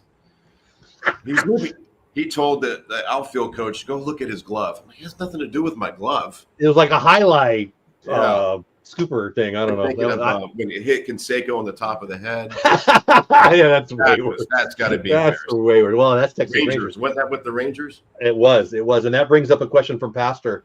Well, I shouldn't have said it that way. Where'd it go? A trivia question for Jason. What stadium did Aaron Judge play tonight? Break the AL home run record. I'll give you a hint. Everybody in chat knows the answer. I have no idea. It was here in Globe Life. Okay. Those left field tickets went from $19 to $300 that day. I remember. They sit up the middle, but no. Volpe standing on the bag. That makes me want to ask you, how did you feel about a couple of years ago them changing the rules about the shift? I don't like that. Don't tell me how to play my team. Let them play where they want, right? I totally agree. If I want to play everybody on the right field line, being an idiot. They did it for like almost a decade, and not everyone, hardly anybody just took the free single. And so that's on them, right? If they're going to do that, be a better hitter, and just go the other way with it, or bunt, or whatever. Yes. I don't remember who it was, but I remember some guy doubling on a bunt down the line. I mean, that's not even a good bunt. He hit it too hard. The goal of the game is to win. Amen. Get your ass on base, figure it out. Not one person is big. Well, and there's a little bit of take what they'll give you. I mean, if you've got 3 guys in between first and second, and you're Joey Gallo, you've got to be able to go the other way. I'm just thinking of a dead pull hitter, right? And half more than 80% of the try hit it. But if they're all standing over there, take the free base, man. I bet you Joey Gallo had some great BP. I remember one year picking him to be the MVP, and he was an all-star one year. I thought he was elite defensively. He came up as a third baseman. You probably know that. But I thought he was great in the outfield, and I really, really thought, he would have a year where he'd hit 240, 250, and mash 50 bombs, but it just didn't come together. He had a couple good years. I don't want to, crush him. He had some really nice years, but he was never right. I mean, he's got a great ability. Oh, boy, yeah. And I felt like he could have been a better player if he didn't try to hit so many home runs. He's still going to hit home runs, but when we try to hit so much strength, now your barrel is not in the hitting zone as long. Be perfect anyways. Now we're having to be even more perfect. That's why I really teach line drives. I'm trying to hit backspin. I want my guys to hit the cage. When you're that strong, why are you trying to go upper depth tanks? I mean, you're going to get them. I think at times it's greedy. It's, I don't know. I can't put words, that's just speculation. I don't know him. I just think he could have been a better. Yeah. He did have a good career, but he's a career 194 hitter. Buddy, you got to hit your weight. I'm sorry. Mario Mendoza line. Boone going out to talk to Warren here. We got one out man on first, bottom of 5, 0-0 game. Warren has thrown 90 pitches, and he's got Corey Seager coming to Hill. Sean has a question. Well, for me, Jeff, what's your favorite movie you've never seen? Is that what you mean? What's my favorite movie I've never seen? What's my favorite movie I've never How seen? can you have a favorite movie? Yeah, I was gonna say I don't. I'm gonna have to think. Is that what you meant to ask, Sean? Because I have no idea how to answer that. Me neither. I don't know. I gotta. What's my favorite movie I've never seen? Maybe if there was a movie that was coming out that I wanted to see, that could be the answer. But everybody has talked about maybe a classic that you've never seen. Maybe that's. I've never seen E.T. Really. And it's funny. If I said this and my wife heard me, she'd argue with me. She swears I've seen it. Okay. Maybe I had too many. I don't believe I've ever seen it. Had a pitch right there. Might have kind of got the look, but I think he was frustrated from his last at bat because he 3-0 and popped up his last at bat. Definitely got under it there. And he had a good pitch there. All right, move on. Ethan says, if I was Bochy, I would do a practice with players running full speed on grounders and pop-ups. So I don't know. I'll let. I think that's a personal thing that I've done it one time. I think it was maybe I hit a pop-up and I was pouting and hit the first base, dropped it, and I got thrown out. Oh, really? Wow. That was the last time I was like, I'm never. Was that in the bigs? Was that in the bigs? No, college. What did your, I know you have respect for your coach very much. How'd that go? But to me, I mean, as a player, see, a lot of policing was the veterans on the team. I didn't want to disrespect my teammates. To come up, hey, you're not hustling. I don't want that. Or you're not playing hard. He's saying I didn't want the veteran or the leader of the team. They don't really. There's no difference. It's everybody, and they get on their iPads and their phones after the game. Like I learned the game by getting invited after the game by the veteran guys to sit around and they talked about the game. Love that. And it was awesome. That's the stuff that I would pay for. I had my mouth shut, and I had 2 ears. I listened when they would start asking later on, as I respect of the older guys, of the veteran guys, that hey, I'm here to play. And man, it was just invaluable information. Just I bet. I learned so much about that, and just. End up going to Cleveland after that, and we didn't really do it as. And then Pittsburgh for sure. Well, Pittsburgh, they took the beers out of the locker room. Like after a game, I'm a grown man. I want to have a beer. I'm done. I'm done with my game. I want to sit there. I want to. Where'd you say this is? Pittsburgh. Pittsburgh did that. Who was it? The manager or the GM? GM, and I like the GM, and I do. But I was so he. There was like a off the field, something that happened off the field with a player. Oh, gotcha. That was involved with alcohol. So gotcha. I get it. I completely get it.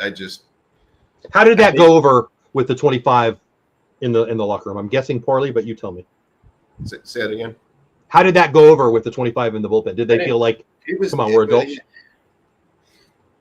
I mean, it's kind of dumb, right? You can drive 5 minutes to the bar, or you could have it there. I had a way of getting what I needed to get. Okay, because after the game, I want to sit there. I want to, just think about the game, think about any adjustments I could have made in the game, because it was hard to go to sleep after games. Sure. I go to bed 2 o'clock in the morning. Like I'm just wired after the game. And then, 11, and then pretty much go to the field. Like I lived at the field. Love that. It was hard on relationships for sure. Yeah, I'm sure. Yeah. For 9 months a year, you're not, even when you're home, you're not probably there, right? I mean, yeah, because I was locked in with hitting. Yeah. Or with baseball. Sorry, with baseball in general. Yeah, I understand. Yeah.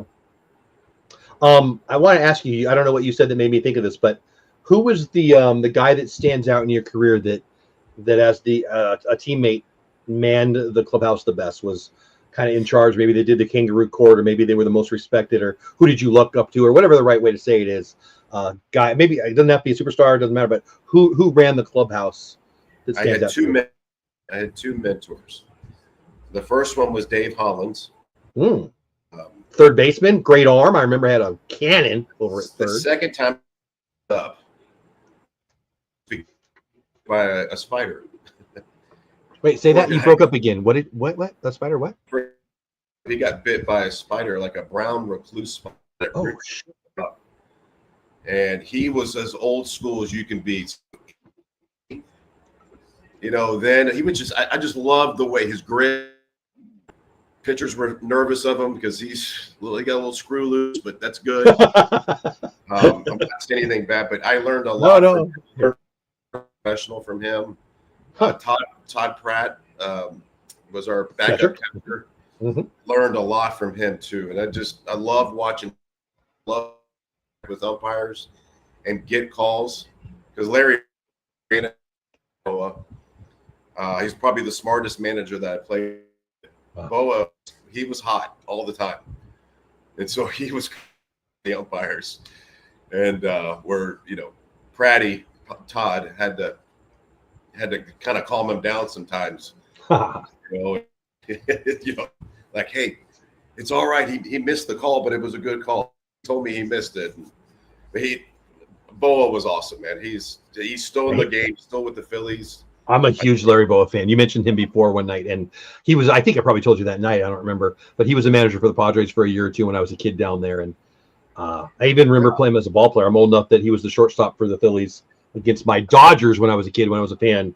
I always loved his game, not as good as Pete Rose, but had the Pete Rose mentality. And I've always been attracted to that.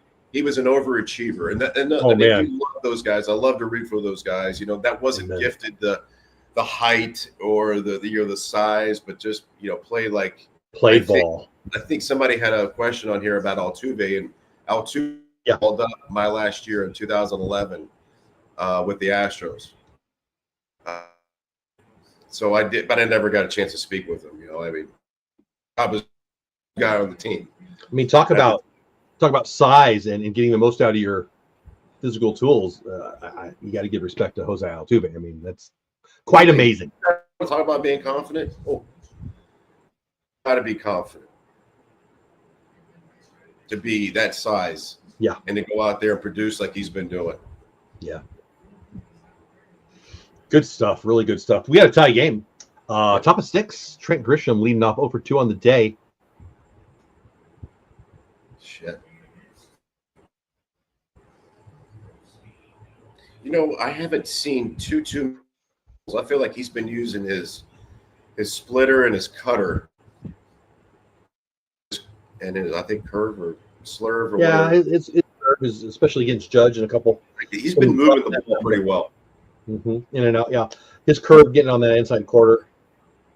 It's been pretty impressive. Grisham looks one.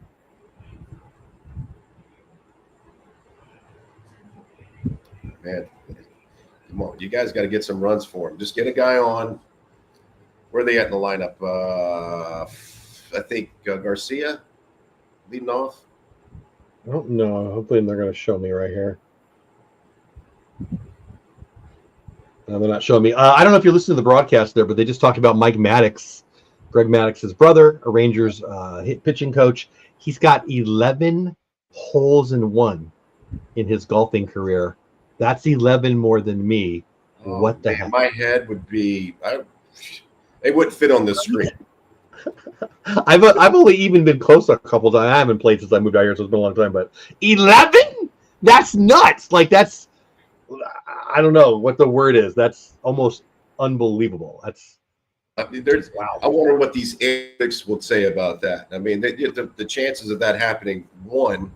Right? It's just the math of it. So where I grew up in San Diego, and there was a great little golf course that I could play. It was like $7. It was trash. It was like the worst golf course on the planet. But I could go play for nothing. I was a kid. I could play for nothing. And they had this one hole that was elevated. It must have been 70 yards, man. You could throw a football down there quite easily and get it in there. And I played every time just for that one hole. Just let me drop one in there. And of course, I don't think I ever came close on that one. I almost got one once on a par 4, which would have been my best story ever. Oh wow! But But again, head would be. I know, right? I know, right? But and I don't even. I would probably remember it by eagle, so I probably missed the putt. I don't really recall. Do you play? It sounds like you play some golf. I try to. I just don't have much time with kids. Yeah, I haven't played since I moved out to Work, Texas. and it's 6,000 degrees here in Tampa. Yeah, dude, you're not a tree man. I couldn't live there. Outside 90, 91. Yeah, but we were 90 today too. But you're a different 90. Like I think I mean, oh, it's pretty muggy there. I know in Houston. Yeah, Houston's way more muggy than us, though. Shit. Look. Yeah, my one of my daughters, I don't know if he's a fiance or boyfriend, whatever call him. He lives down in Houston. I tell him what I'll tell you. You're not a tree. What do you live there for? I think I shared with you. We go down to Disney a lot. The grandkids now and the kids for years. And one of my daughter's birthdays in August, and we took her down there for her birthday. She wanted to a couple years ago, and I'm like, I will never do that again. It was miserable hot. And at Disney you're walking around and all that stuff. It was brutal. That stadium. I mean that. Been in Tampa? In Houston. Oh. Really enjoy playing there. Well, wait. So it's the one they're in now? That was Enron at the time, but. So I'm looking at this picture. Hitter, you got to really take out his motion. I kind of remember when I was getting distracted by his motion, and then trying to like see how he's closed right here. Mm-hmm. He probably hides the ball so well, but he's so damn erratic. I mean, he's got a great arm. He's filthy too. He can break it in on the righty, and he can I'll say sweep it away. I don't like that term. I have to. I like if I'm Garcia, I'm everything away. I got no hope. I got no chance anything in. Yeah, slider down and away. Slider down and away is definitely Dolly's kryptonite. Hey, Bednar, wasn't it? Last night? Yeah, I think it was off Bednar. The tying one was off Denver. Oh no, it was Bird. Well, maybe Bednar was the first one. I think Bird was the Josh Young blast. Oh, I might. Oh, that's right. You're right. Yeah, because that's such a bad. Dolly smashes one down the line. It's gonna be foul. Yeah. You ever get out to Texas? You ever out in the DFW area? Especially in season? Just when we played the Rangers out there. And no, but nowadays. Love it though. Yeah, I would love to explore it some more. If you do, you got to give me a heads up. We'll get some tickets. Absolutely, yeah. It'll be a blast. Yeah, it's funny. Oh, are you? Yeah, baby. Base it for Dolly. I'm sorry. What? Oh, are you? Or am I ahead? I don't know. You're breaking up a little bit though. Your audio is starting to get a little choppy. Is your mic far away from you? It's starting to sound a little. Maybe. Was I sounded far away? I don't know. It was like giving me like 80% of what you said, and every now and then it would give me a little break there. I'm not really sure. Nobody out. Bottom of 6. Jock Peterson 1-for-1 smashed one off the the right field wall earlier. Does that now? We'll score a run probably. Dolly with the base hit. What were we saying? His demeanor. I like his demeanor right now. He's. Oh, you were asking me something about Texas or the stadium or something. Oh, are you a Cowboy fan? Are you? By default, I grew up a Chargers fan. As a kid, I was a Rangers fan. I don't know if you're. Well, are you my age? I mean, Frank Corral was the kicker for the Rams in like '79, and he lived across the street from my grandparents. So I was a Rams fan as a very little kid, but I lived in San Diego as a Chargers fan, still a Chargers fan. But yeah, I've always been a Cowboy cheerleader fan, so it's easy to. Peterson smashes one in the right, another base hit. Tell me he's in a slump. I will laugh at you. Base hit. You could just tell. You could just look at his demeanor. Amen. And look at his confidence. It's just completely different than what I saw over the weekend. He knows that he is locked in, and it changed.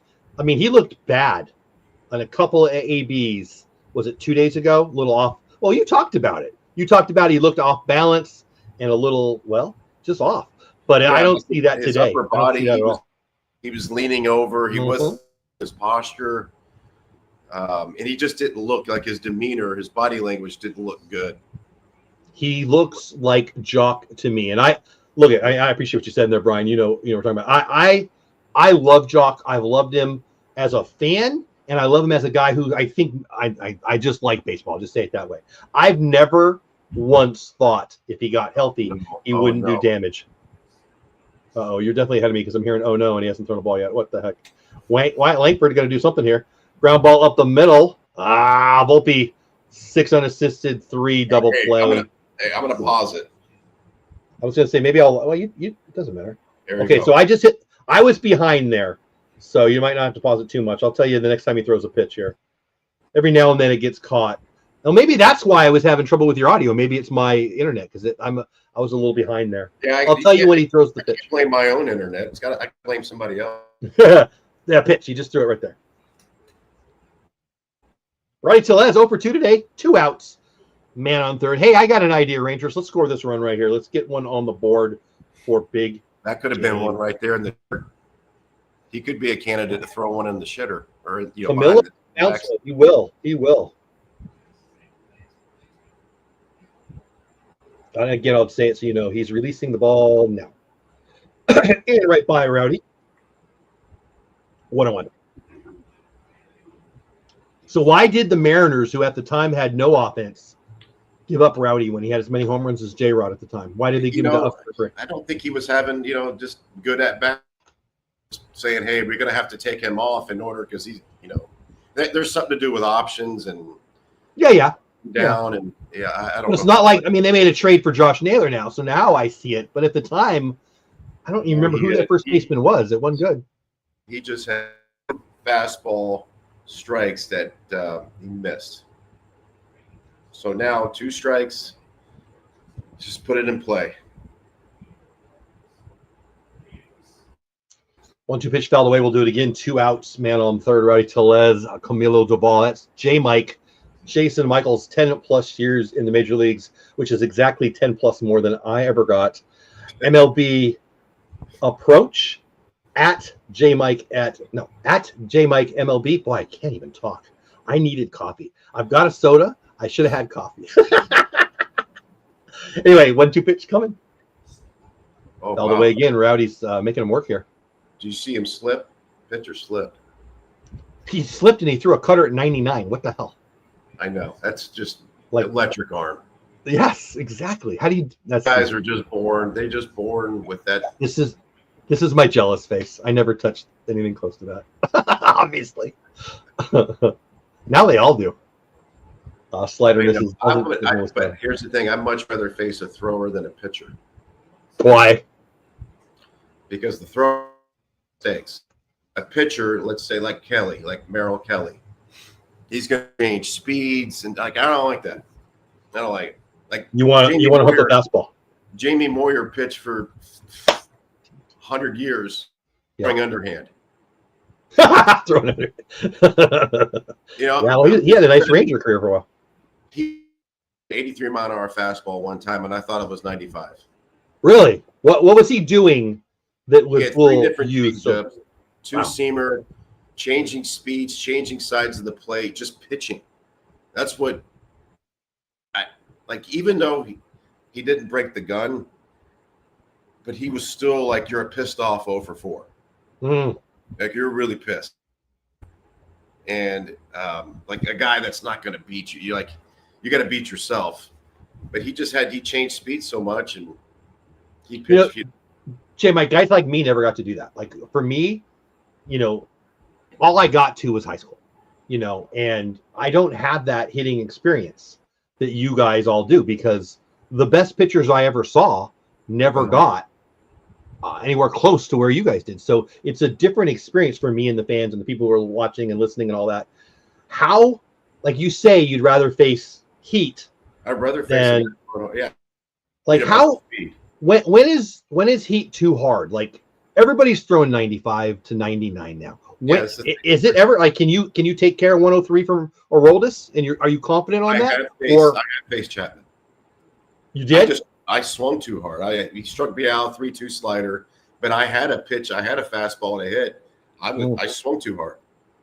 Was he the hardest? I mean, it's probably a dumb Yeah. question because he threw 103, so he's got to be the hardest, right? Yeah. Yeah. Yeah, he was. And that was when he was 2008. I mean, he's still in good shape. Dude, he's a freak. He is. He is a physical. He's an alien. Like Yeah. Elon Musk, Aroldis Chapman. I'm sure there's some more. They are aliens. I have no doubt. And you know, I've heard, and I don't know this, but I've heard this, that many would say he is the fastest major league ball player running, and he never does. Like, Aroldis? Aroldis Chapman, yeah. Wow. Yeah. He's a freak. And what a career, by the way. Came up as a starter. As a Rangers fan, I didn't love it when we made the trade, but I loved it because it worked out. I kind of loved it because we needed the piece, but whatever. I wasn't a big enough fan of his because of the off-field stuff, I'll just be real. But Then when I got to see him up close and watch him, just appreciating the athlete, there's no one I appreciate more than I got to watch that.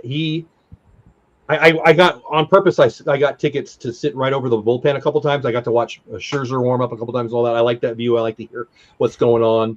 Some of my favorite memories are doing it. I got to see Roger Clemens warm up from 4 feet away for the WB Classic years ago.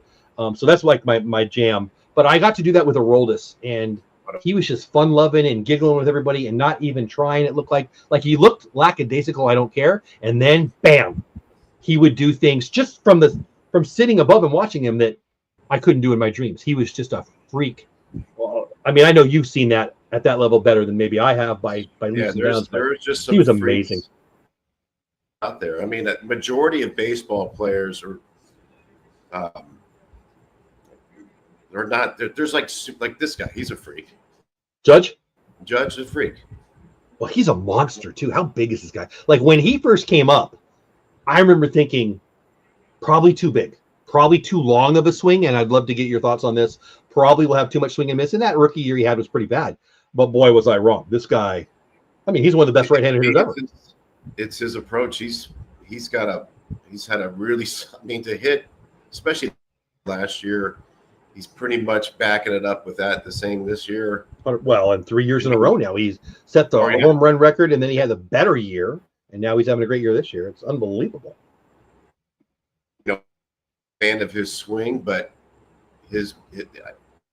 he sees the ball and he believes that he can hit. He's right. 7, so all you got to do is touch it. I don't know if I've ever. I'm sorry, you've never seen. I missed that. You never seen it, and then I lost you. I don't think I've ever seen him overswing. I've never seen him hit. Well, and when you're that big, you correct me if I'm wrong. When you're that big and you've got the beautiful swing he's got, the power is going to be there. But that's the 75% of the power comes from the pitcher. Yeah. And so had to learn that the long, like I just told you about facing Chapman. I swung too hard. He gave me pitches to hit. And what is it that makes us do that? What does it that makes you do that when he's throwing adrenaline, just being competitive? Yeah. It's just, and I preach to my guys all the time, usually 15 and above. I'm like, guys, you can't swing 100%. You swing on those, you're going to lose the barrel. You're going to get long, and it's the ball. Hey, I got one more half inning, and then I got to go. Okay, I was going to actually try to text you so I didn't have to say it live, but listen, I'll just say it live. Anytime you want to come on, you can. Anytime you want to leave. I've said it before. I usually ask guests to come on in 2 innings just out of respect for their life. So if you want to stay on longer, of course you always can. But I never want to take your whole life. I want to see them hit. This inning of being a new pitcher. Last thing I want to do is have somebody's wife pissed at me. Haven't got any. What's that? I haven't got anything yet from. Oh, good. All right, Matt. Subscribe. Thanks for the dad. I appreciate that. This is J-Mike, Jason Michaels, 10+ years in the bigs at J-Mike MLB. Check him out. Give me a little plug again. We've got a whole bunch of new people in here now. How we got? Let's see. We've got 127 people here right now. I'm sure not the same 127 that we had before. Mostly on X, 10 or 11 on YouTube, 116 on X. Tell them about you and more importantly, what you can do for them if they need some hitting help. I appreciate it. Yeah, former big leaguer, former 10-year big leaguer. I run the big league approach hitting academy. There's pitching too. I have an ex major league pitcher that does the pitching lessons, but I do hitting and fielding and work a lot with the mental side, analyzing swings, and through the video, also do virtual lessons as well.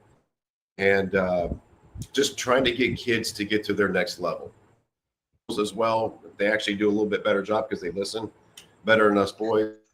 And, Probably true. That's probably which true. I really enjoy. But yeah, the big league approach, TikTok and Facebook approach is all the handles. But yeah, And there's the link to the X or the Twitter or whatever you want to call it. Thank you. I just want to help. I love that. Well, and as I've gotten, I got a chance to live my dream. It was my dream as a kid. Although I just told myself, just keep going, just like stay in the moment, stay present, and end up putting myself in a position. And luckily and fortunately, I was able to play as long as I did in the big leagues. When did you know? Like, was it junior high? Was it high? I mean, you dreamed it, you believed it. I get that. I'm not asking that. When did you know? I didn't know until I got there. Even at Miami being a stud and all that, you weren't sure yet. Really, I mean, maybe I had, I would think about it, but not really. How many Hurricane teammates got to the Bigs?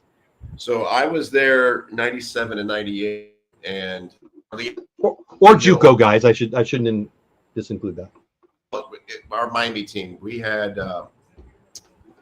Bobby Hill, our leadoff hitter, and he played a couple years in the big leagues. Player, shortstop. Oh man! And I hit fourth, and Aubrey Huff hit fifth. That's right. I remember you mentioned that. He had a nice career. He had a really nice career. He had 12 years. Pat had, I think, 12 years. I had 10 years. And who's Pat? You broke up again. You said Aubrey, and who's Pat? Yeah, he was. Pat Burrell was. Pat Burrell, of course. Yeah. I forgot. Overall in the draft. Yeah. The same year that Aubrey drafted, Aubrey was by the Rays, and Burrell. That's fun. I look back on that, and it was, young and confident. And we had. I was young and confident too, but you were right. I had a great time. So you played with Pat the Bat. He was one of the best college players of his time. Number 1-1, you said that, but you shared that you didn't even know then. Like, did you know? When did you know? I think I said in the present more. Like, hey, yeah, I 4 times. And so, like, I think it was kind of cool getting drafted out of high school. I was like, man, this is pretty cool. But that was 49th round. That was, I don't know. You know what? I don't want to hear it. Oh, yeah. You got drafted how many times? 4 more than me. That's crazy. 4. What you can say 4. What I'm hearing is 4 more than me. 4 times. That's amazing, dude. That's good, not bad. That's amazing. So it was just, fortunate to put myself in that situation. Is that a record? Like, how many can you be drafted? You can't be more than that, right? Are you tied for the record, Bradley? You can't. 5. I didn't get drafted after my freshman year in college. So I got drafted in my sophomore. But you can't be drafted then, can you? Can you be drafted as a freshman? Yeah. Well, because I was a junior college. I was in okay. Yeah. Sophomore year. Huh. And then it just I kept getting better, and obviously getting better in the draft. And then I didn't know of I got the call. Wow. That's amazing. Got a speeding as confident as you were, because we've talked about it, as confident as you were, you didn't know it. You dreamed it, but you didn't know it until. I don't know what it made. I think maybe I just stayed in the present, meaning I didn't think future as much as that. Hey, I got to stay here, but I don't remember really thinking that. How many years in the minors? So when I first signed, we had short season ball. They don't have that anymore. So that was kind of a half season. So three Well, and a half. they do the Arizona League now. So 3.5. I just kind of climbed the ladder.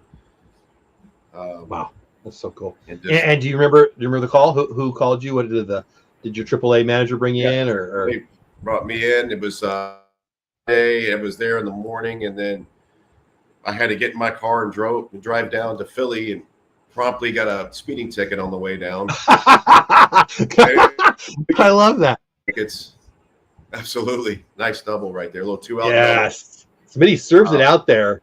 Nice job of hitting right there. Were you? I've been to the stadium, the vet. I didn't even know where to go. I had no idea. I'm just like, hey, I'm Jason Michaels. Well, I mean, it's not like you lived in Philly, right? You didn't grow up there or nothing, so why would you? No idea. And then I ended up in the 6th inning, and then pitch hit in bottom of the 7th or bottom of the 8th, and promptly struck out. Who got you on the first one? Todd Van Poppel. Nice, elite arm. And then who'd you get your first hit off of? Mike Remlinger, left-handed reliever with the Braves. Yeah, so Todd Van Poppel's actually friends with I run a nonprofit, and my board president is a good friend of mine, and they're both, I guess they both have kids who played volleyball. I don't want to lie to you. I think that's what it is. But he's met Todd a bunch of times. I never have, but he says he's a great guy. Yeah, what an arm. I think I was the 5th strikeout in a row. Yeah. Like he had a good arm, yeah. Yeah, Todd Van Poppel, man. A lot of things were moving fast, let's put it that way. He should have been the 1-1 for whatever year his year was, but then he ended up going to Oakland Texas, I don't know. University of Texas. From Texas, yeah. He went to Oakland in the draft in a surprise because I guess they thought he was going to ask for too much. I don't really remember the details, but yeah. Corey Seager up, man on second, 2 outs. Josh Smith doubled. We are bottom of 7, no score. I want to ask you a couple things. I know I'm about to lose you. So if you're Bochy and the Rangers, do you bring back Big Game Nate for the top of the 8th? Yes. I'm going to do it until he gets the stress. Got a one-hitter going, right? I'll probably go somewhat hitter to hitter. 2 barrels, lefty and a righty going in the pen. I mean, you're through Judge. He's not coming up now. And again, I'll say it. I don't have the stats in front of me, but I think he's got a one-hitter going. Hard to pull him out. He's been really good. Be nice to get him a run right here. I know. To me, the teams that get the 2-out RBIs are those teams that are going to play a little bit deeper. And I believe in this lineup. I do, but boy, it's frustrating. I mean, here we are. This guy's we're not Garrett Cole. Dang it. I mean, it's not like we had Garrett Cole on the hill today. I mean, I'm not going to, besmirch the guy, but really expected we'd get double digits. Not double digits, but a couple of crooked numbers today. That's right. It's just, I don't know how we'll ever bet on baseball, but it's so different. You could be facing a guy with a really high ERA, and he can just come in and just shove it. Yeah. Just absolutely shove it. And it's happened a lot to my Rangers this year, I'll be real. It seems like when you bring up the 5-starter for whoever, dang it. Filthy pitch right there. I didn't see the replay, but it looked like a strike to me on my little tiny screen. Boy, we are through 7-0-0. Hey, I want to give you the parachute. You got a bail? Good pitch. All right. Jason Michaels, good dude. Give him some love. Tell him about you again. Give him 30 seconds and then bounce so they know who you are in case they just walked in. And then we'll have you on next time you're available. Yeah, thanks. Thanks again, Base, for having me Anytime. on. Jason Michaels. I run the Big League Approach in Tampa, Florida, where I, private lessons, private hitting lessons, private field hit lessons. I also do virtual lessons online, and I can analyze video for you, but would love to help any player, softball or baseball, get to their next level. So, and if they reach out to you through your Facebook or your Twitter or whatever, is that the way to get a hold of you if they're interested in that? Yeah, Facebook, Twitter, Instagram, or TikTok. And I will drop his X handle again if I can hit the right button. There we go. I feel like I should know how to do this by now, but I keep hitting the wrong ones. There you go. That should be his link. I hope to do this again. I really enjoy watching the game. That the way I watch is different. It is, and I love it. I'm a fan who got, added 100 pounds and is just loving the game now. I coached a few years ago, but you bring a level to it that is insights that I appreciate, and I hope my viewers do. I know they do because they're watching. And I need to, the next time I have you on, I need to know in advance a little bit so I can invite my buddy, big Phillies fan. He's mentioned that he's seen you on the show a few times, and he'd love to say hi to you. So I'll try to bring on Bill, my buddy, next time I plan on having you on. But whatever, I'm as for everybody knows, I'm generally Monday, Tuesday, Wednesday night, sometimes Thursday, very rarely on the weekends. But so hopefully we'll have him back. I don't know what the schedule has next week, but I'll reach out to you. You got it. Thanks, Bates. I appreciate it. Thank you, buddy. You got it. You have a great night. I appreciate you. There he goes, Jason Michaels, good dude, the big leg approach. We got an interesting game, guys. I hope you enjoyed that. I love having him on. I've got some really nice feedback for you guys about having him on, and I appreciate you guys being here, watching the show, watching the game. I mean, I'll just be real. Maybe I should have said this while I was still on. I just think it's an honor and a privilege to have a big leaguer come in and show us how he's seeing the game. Because I think I know the game compared to the average fan, but I'm an arrogant guy, but I'm not so arrogant that I think I know the game at that level. And so to have him on and to share his insights and his viewpoints and then talk about his career too, that's really, really fun. Nate, strike 3 there. Filthy one hitter going for Nate. I just think it's awesome, and I hope you guys love it too. And I know you do. I get some really nice comments from you guys. And I'm going to put this on you guys here because my fan's not on, and I am getting hot. It was cold in here when I started, but now all these dang lights are making me hot. So, all right, now I'm back. Top of 8, Goldschmidt 0 for 2 today. I think he had 3 hits yesterday. We are tied at 0. Yeah, there it is. 1 hitter for big game Nate. Devin Williams on, likely for the Evil Empire when we get back. 126 of you here live on X. Nope, not 19. 11, which doesn't look like a 9 in any way. I don't know why I said 19. 11 people here on my Texas Rangers Clubhouse channel. I appreciate every single one of you. Hope you subscribe to my channel. You can follow me on X too, at Jeff Bates on X, but I'd really, really like it if you'd subscribe to my YouTube channel.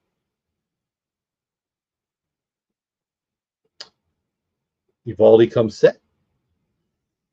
1-2 bounces it. You know what I haven't done? Because I'm interviewing somebody, I don't drop my drops as much. But you know what I haven't done? I'm going to ask you to like the stream now. Hey, if you like the stream yet? Like the stream. Like it. Like the stream. It helps the algorithm tell other people that, hey, oh man, Goldie smashes one. That's going to be gone. Oh, maybe not. Oh, it's definitely not. Wow, F7. Boy, it wasn't even that close. So I'll say it again. I said it to Jason during the show. I've said it before. When I do this, I've got a little screen. I'm on a laptop, right? I'm on my MacBook. And I've got the screen up. And then I've got a smaller screen with the game. And sometimes the high, it's too high, right? What is that? Big league, Major League, right? Too high.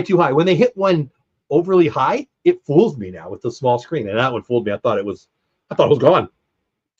Maybe Dave Raymond's got Dave Raymond to me.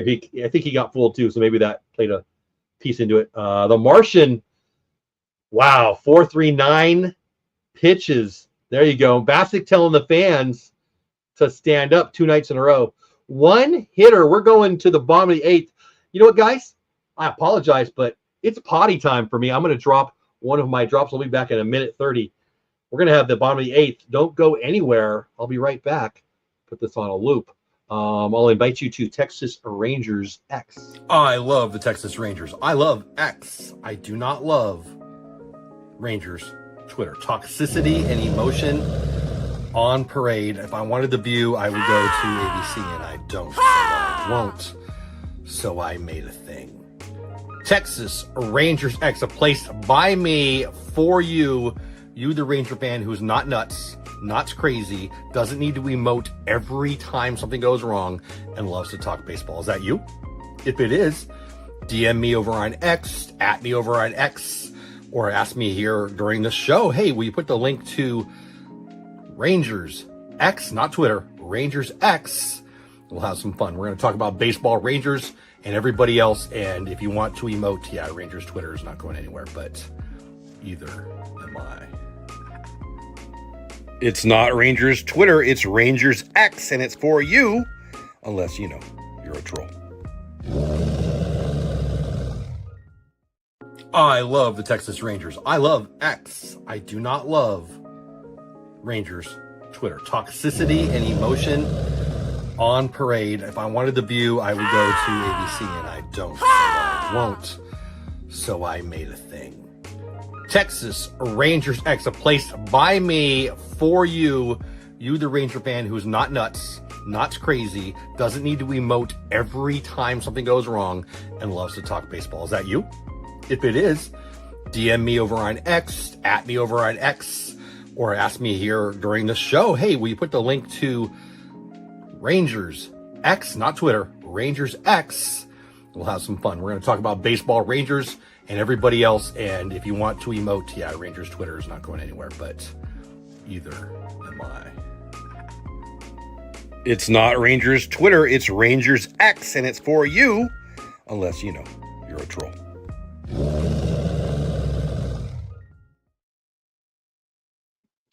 Sorry, not sorry. I had to go to the bathroom. Sorry-ish. Bombing 8, Marcus Semien, 1 for 3 on the day, leading off the Bombing 8. Are you not entertained? Are you not entertained? Yesterday's walk-off classic, followed by a one-hitter so far from Nathan Eovaldi through 8. Look at I dropped the Texas Rangers X. I created that because I was so annoyed with all the people on social media, especially Twitter/X, that just cry and whine about everything. And how can you be that guy or gal? Ground ball to Devin Williams, 1-3, put out. First down the 8th. I think to be mad about this season, it's fully about you or them and not the Rangers. The Rangers are a fun team to watch. I suppose you could call them frustrating at some point, but that's about expectations. I like what I see, and I still think they've got a good chance to not only win the West, but get in the playoffs. Doesn't mean they will. Seattle certainly retooled. Even Houston retooled a little bit, but I love it. I love it. Natalie saying what I'm thinking, though. Let me put some runs on the board. Cool guy. Yeah, J. Mike is a good dude. I'm really honored to have him on the show when he pops on. Excuse me, guys. Adolis Garcia, 1 for 3 on the day, 1 out. We need a bomb right here. Let's put up some runs. Natalie knows. Natalie knows. That should be the name of your show. Eovaldi, 98 pitches, says my buddy Brian. He will come out in the 9th. We need to score. I'd bring him out. Like, are you telling me he is? Or are you smashing the left field? Get up. Get up. Yeah, off his glove, off the wall. That's at least 2. Stay at 2. He is staying at 2. I'm assuming most of you are watching, but in case you aren't, smash into left field. The Martian out there. I think that's James Dominguez. Whatever. Off his glove, off the wall, bounces by him. A double. Yeah, Ethan knows. What are we? A half a run best ERA in the game going into today for Nate, and throws a shutout, 1.38. How did he not make the All-Star team? This guy's having one of the best years in the history of the Texas Rangers franchise. Devin Williams in again. Yeah, apparently Adoli isn't sad about it. Jazz watching Garcia, kind of love that. Calling Semien homer. I guess I'm late to that. Ethan says, nope, terrible for Marcus. Oh, come on. Jock Peterson up to bat. 2 or 3 runs this inning. I'm feeling good. Kurum, I like the positivity. Jock Peterson looking good. 2 for 2 today. 3 in a row. He's done damage. 136 of you here. 10 over on Texas Rangers Clubhouse. 126 on my X. Man on second. 1 out. Bombing 8th. 1 hitter for Eovaldi. Jock Peterson has a chance to really make some fans shut their dang pie holes with a base hit here and RBI. Jock, please. Just so my X experience tonight, tomorrow is better. Please. Give me a base hit right here, kid. 2-0 pitch misses. 3-0. Highly likely Jock takes here, but might go hunting for an RBI too. Devin Williams not looking real solid last night or tonight. One of the great changeups of all time, frankly, certainly in the game today. Maybe that's a little bit of a hyperbole, but ball 4 on 4 pitches. Devin's not looking good at all. Wyatt Langford coming up, 1 out, first and second. Hard to double up Wyatt Langford, thankfully, because that's the play that the Yankees will be looking for. Wyatt, do some damage here. Split a gap, score a run or two. Heck, just lift. Separate, release, as they say, and put one into the second deck in left field. Put one onto the concourse.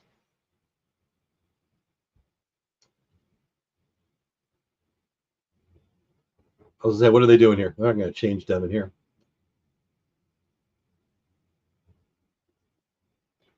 Devin Williams both.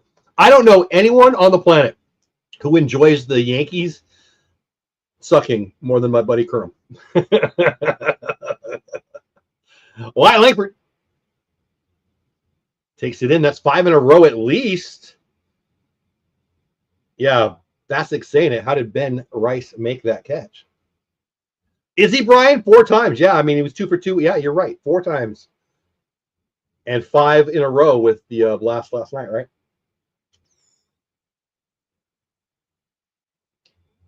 (1-0) not taking. Center cut 4-seamer at 94. Fouled back. Yeah, I don't mind saying it. You're all wrong about Jock. Not everybody. Not everybody. Well, most of you. Almost all of you. 1 ball, 1 strike, 1 out. First and second, bottom of the 8th. No score. Wyatt Langford, Devin Williams. Look at that. Downward movement in on the righty. Almost screwball-like changeup action. Interesting. 2-1, though. 6 out of the last 7 pitches have missed the zone. That's the thing. If you think he's throwing that changeup, just take it. He doesn't throw it very often for a strike. He can, but he doesn't. And there it is again. Wyatt sees it. Spin it on it, as they say, 3-1. What do you do here, Devin? You throw that fastball? He's got a good fastball, but these are major leaguers. Hey, Carson, how are you, buddy? Hope you're having a great night. Appreciate you popping in. Devin, doing what you do when you're not real comfortable. First and second, 1 out, no score, bottom of the 8th. I can see it. I can see it. Disengages for no apparent reason because the odds of them stealing here are 0. Maybe not. 3-1, maybe they would run, but I can't imagine it. Not 0, but. Misses again. He's missed on 8 of his last 9 pitches. Devin, I love you.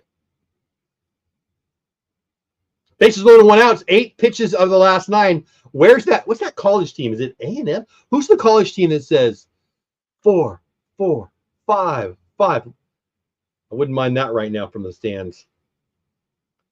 Dear Texas Rangers fans, are you into it? Mike Bassick blasted him a little bit last night. You know what? I meant to ask that to Jason. We talked about it personally, but we didn't talk about it live with you guys. Again, if you missed it, Jason Michaels was on the show earlier, and it's just an honor to have a person of that experience level, knowledge, willingness to share. It's just all. I say to you guys, I hope you enjoy that. I love it. I love it. Honored that he does it. 7-hitter Tellez 0 for 3 on the day. Bases loaded, 1 out, ground ball. Double play would really make me unhappy. Williams, of course, looking for a ground ball here or a strikeout, but a ground ball would be ideal. Rowdy's not exactly quick. Rowdy, exact opposite, is going to want to lift one into anywhere out of the, make the outfielder take a step back, and we got to run.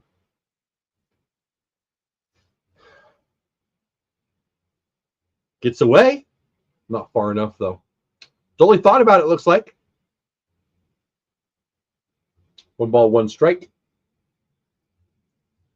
9 out of the last 11 pitches not in the zone for Devin Williams.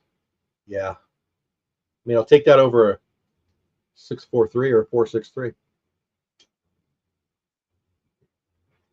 Yeah. Right, Brian? 1 ball, 1 strike. Yeesh, that didn't look good, did it? Changeup in the zone. I just said he doesn't throw it in the zone very often, but he did there, didn't he? Interesting. It didn't have that downward action. That's a different changeup. Interesting. Right. Let's have a wild pitch. Wild pitch. Wild pitch. 1-2 pitch.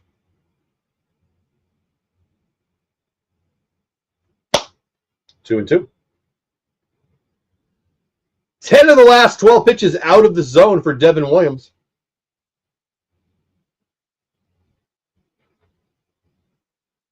It's a huge pitch coming up. He doesn't want to go to 3-2, obviously. The way he's throwing balls so freely. I'm guessing fastball right here if I'm Rowdy.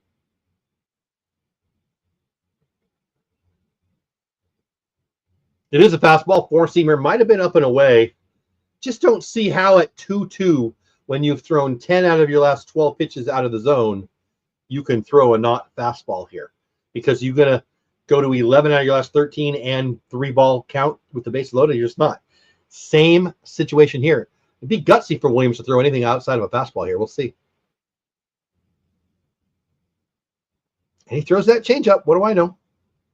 Guess at that level, they're pretty elite. Obviously. Hey, I know that guy.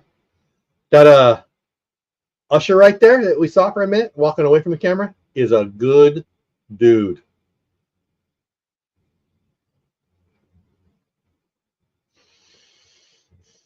If you're just getting here, where the heck have you been all night? 0-0, one hitter for Eovaldi. Bases loaded, 1 out. No score. Bottom of the 8th. 2-2 pitch. Rowdy fouls it back. There's that fastball. Yeah, making him sweat, Kerm. What a game. I'll say again, are you not entertained? Are you not entertained? What a fun last couple nights.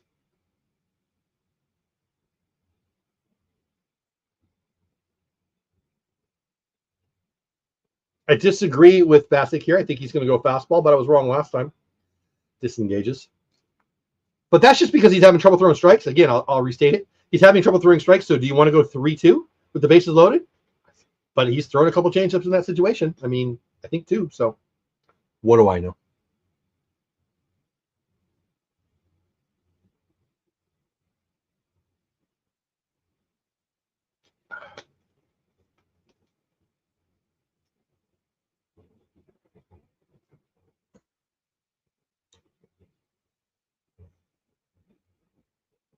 Pumps the fastball like I thought. Up and away again, right on the upper edge of the zone.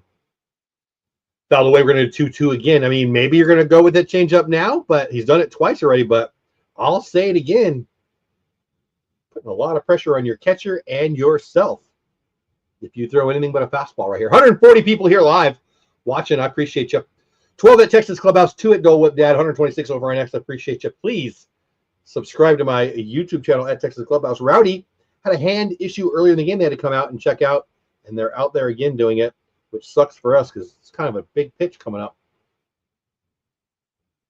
Rowdy's got a hand issue. What is that? It's his right hand, it appears, the bottom hand for a lefty. Yeah, Bassick saying it's his pinky. I don't know that to be true or false, but makes sense to me. I restate, bases loaded. Nobody. 0-0, man, or 1 out. Boy, I can't even talk. Oh, don't go. No, he didn't go. He didn't go. Check swing, ball 3. It was close. No, he didn't go. Live, I honestly thought he went, but looks like he did not go. Here we go. 1 out, bases loaded. Do you move the runners here? Oh, no, I guess you can't, right, with this. 1 out. Yeah, that's going to do it. Base hit for Rowdy. That's going to score at least 2.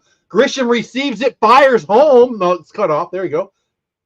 Oh, he drops it. Whatever. 2-run base hit, RBI, doing damage. Rowdy Tellez. Thank you, Seattle, for letting him go to us. Good guys. Take a 2-0 lead against the Evil Empire. I love it. Devin Williams brought that on himself. Couldn't throw strikes for 2-3 batters in a row almost. 2 especially. And Rowdy, good at that. That's a ball down, but does damage anyway. I'm assuming it was his changeup. I didn't really watch that close. Scores easily 2 runs. And we're still going. First and second. And this inning is not over. There you go, Nate. Nate throwing a 1-hitter, and he looks like he just won. Well, open a gift at Christmas, I'll say. 1 out. We're not done. 1 out, First and second, 2-0. Devin Williams on his 26th pitch of the inning. Jonah Heim, who has not looked good, J. Mike was talking about it earlier today. Hopefully he will catch up to a heater or stay on top of and get on one of those changeups. Hey, Pete Draghi, what's going on? I haven't seen you in a while. Hope you're having a great day. Appreciate you popping in. Yeah. Who wants the ball in the ninth is right? Sean Armstrong was at Tropical Smoothie Cafe today. Might be him.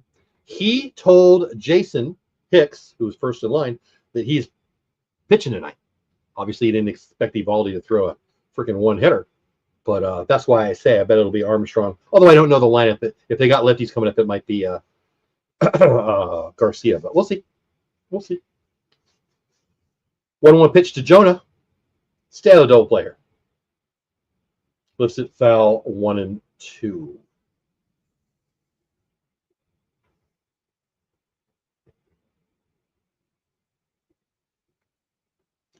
So if you're listening to the broadcast, you just heard Dave Raymond state Eovaldi's done, so they're going to the pen. And I would agree with that position.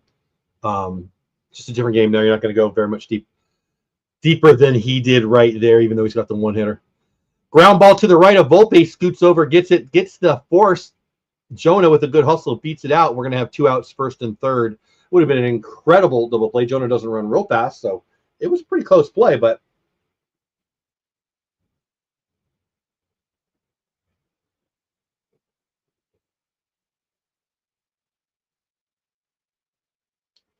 Bassic's talking about Langford being aggressive at third there. So Jonah beat that out pretty easy. I thought it was closer alive. Pretty good play by Volpe right there.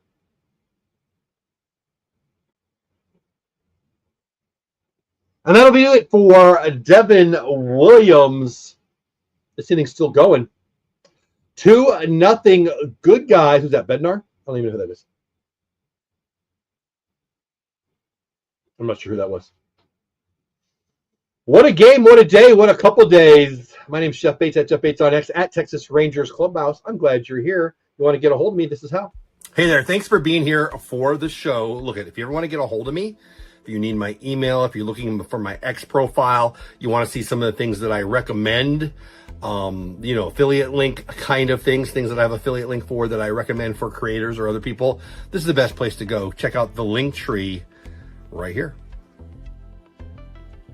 So I change this, fairly often. It's not going to be exactly the same every time you look at it, but it's probably the best place to find me if you're looking for me. Again, it's got my email right on top. It's got my X account. It's got a bunch of places you can find me. So if you're interested, there's my link tree. Come say hi.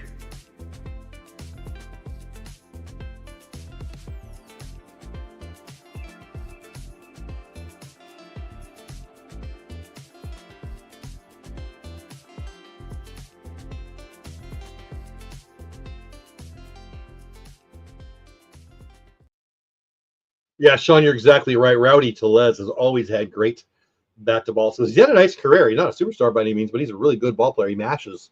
And he showed it right there, Sean. You're totally right. If you just missed it, Rowdy Tellez breaks open a 0-0 tie with a base hit in the center, scoring 2. We're still going. Bomb 8, the Rangers still are in a rally. 146 people here live.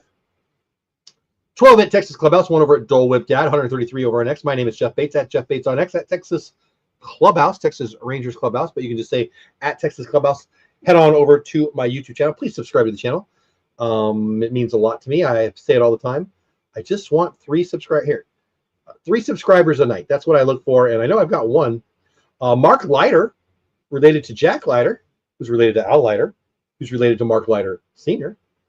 There's another one coming, too. Anyway, he's in for the Yankees. Our 9-hitter 0 for 3 on the night, Alejandro Osuna, up with 2 outs, first and third. Osuna, base hit here can be give us a 3-run lead. And I'm not spectacular math, but 3 is more than 2. So that would be good.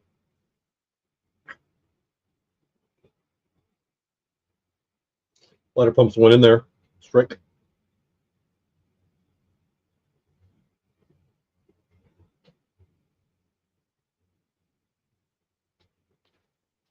Bassick talking about running a double steal here.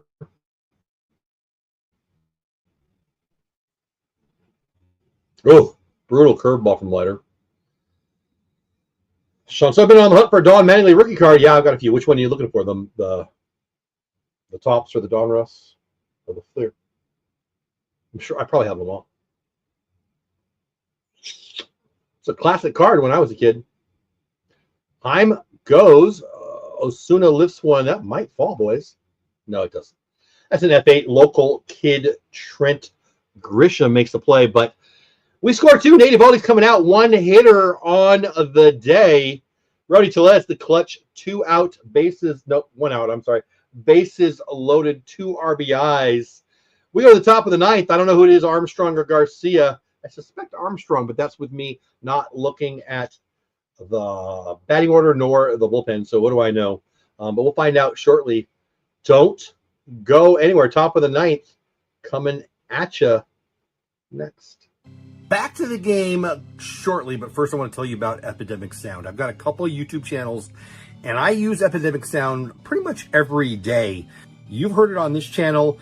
It's the music behind stuff, especially on my videos, sometimes on my live stream, especially on my drops and the kind of commercials in between innings. They've got a new thing, a voiceover that I'm going to start using. My name is Marie. It's a great application if you are a creator, if you do YouTube or any video really, and you need music and you don't want to get a copyright strike on YouTube or wherever, you need to check out Epidemic Sound. There's a bunch out there that do this. I think Epidemic Sound's the best. Look at, I'm going to be real with you. I have 8 people who have already signed up with my referral link. I think they give you a free month or whatever. And if they sign up with that, 8 of you have already done that. It's usually from my, my previous channel, but I only need 4 more and they're going to give it to me for free. So check it out. It would help me. You're going to love it. Epidemic Sound. You should really check it out. If you're a creator and you need audio, go look right now. It's freaking awesome. When you subscribe to Epidemic Sound using Jeff's link, you get a free trial. And for every paying customer Jeff refers, he earned credits that can be redeemed for discounts on his subscription. And you can do the exact same thing. Let's talk baseball with Jeff here on the Texas Clubhouse YouTube channel. And that reminds me, Brian, I forgot to call you. I had a busy day today. I wouldn't be able to do it, but we'll do that. We'll do that. Text me tomorrow or whatever and remind me, but I don't really know what my schedule is tomorrow. I'm going to be live for that day game, though, probably. Phil Maton, nice. Phil Maton coming in. Is he the Rangers closer now? I don't mind it at all. I don't mind it at all. Osuna gives Odor vibes, does he? I mean, they're both lefties. I don't know. Odor had more pop. Odor's an infielder. He's an outfielder, but dang it. Base hit right there. Ryan McMahon over from Colorado starts off the Phil Maton closing experiment with a base hit. Jack's cousin, yeah. Alice Jack's father, yes. The Natrix. I like. Who's that? Pastor. I like. Pastor, you are my favorite new person here. I'm really glad you're here 2 nights in a row now too. Your text or your chat is awesome. Oh, Giancarlo, don't call me Mike Stanton up. Nobody outman on first. Yesterday he hit a ball through the center field outfield wall, the wall behind the wall. The Donners one, I've got the tops. I also need the Fleer Gwyn. I probably have both. I'm very unorganized, but you are right in my wheelhouse, dude. I 77 to 89. And I used to sell. I used to I paid my way through college buying and selling cards. And then I had kids. And I wouldn't say I'm back into it, but I should get back into it. Whatever. But if I was organized, I could pull them off. I don't know how I'm available. I can look for you though, Sean. You don't need it right now. But you can certainly run on eBay and grab them at good deals stuff. Stanton smashes one. Seager stuffs it, makes the play at set. Are you freaking kidding me? Holy crap. What a play. Seager, Simeon. Holy cow. Oh, Doctor, you can hang a star of that, baby. Oh, Doctor, you can hang a star of that, baby. That should have been a single. Corey stuffs it. I thought he was going to go to first. He goes to second. They get the force out, and Simeon's not done. Fires to first. Stanton running at 3 miles per hour. Dude, that's elite. That is elite times 2. That is elite, elite, elite. Oh, doctor, you can hang a star on that, baby. Unbelievable Corey Seager play right there. We are 2 outs, top of the ninth. Trent Grisham, local boy, 0 for 3 on the day. Maton on for the save. Give it to Corey Seager. After that one, let's end this right here.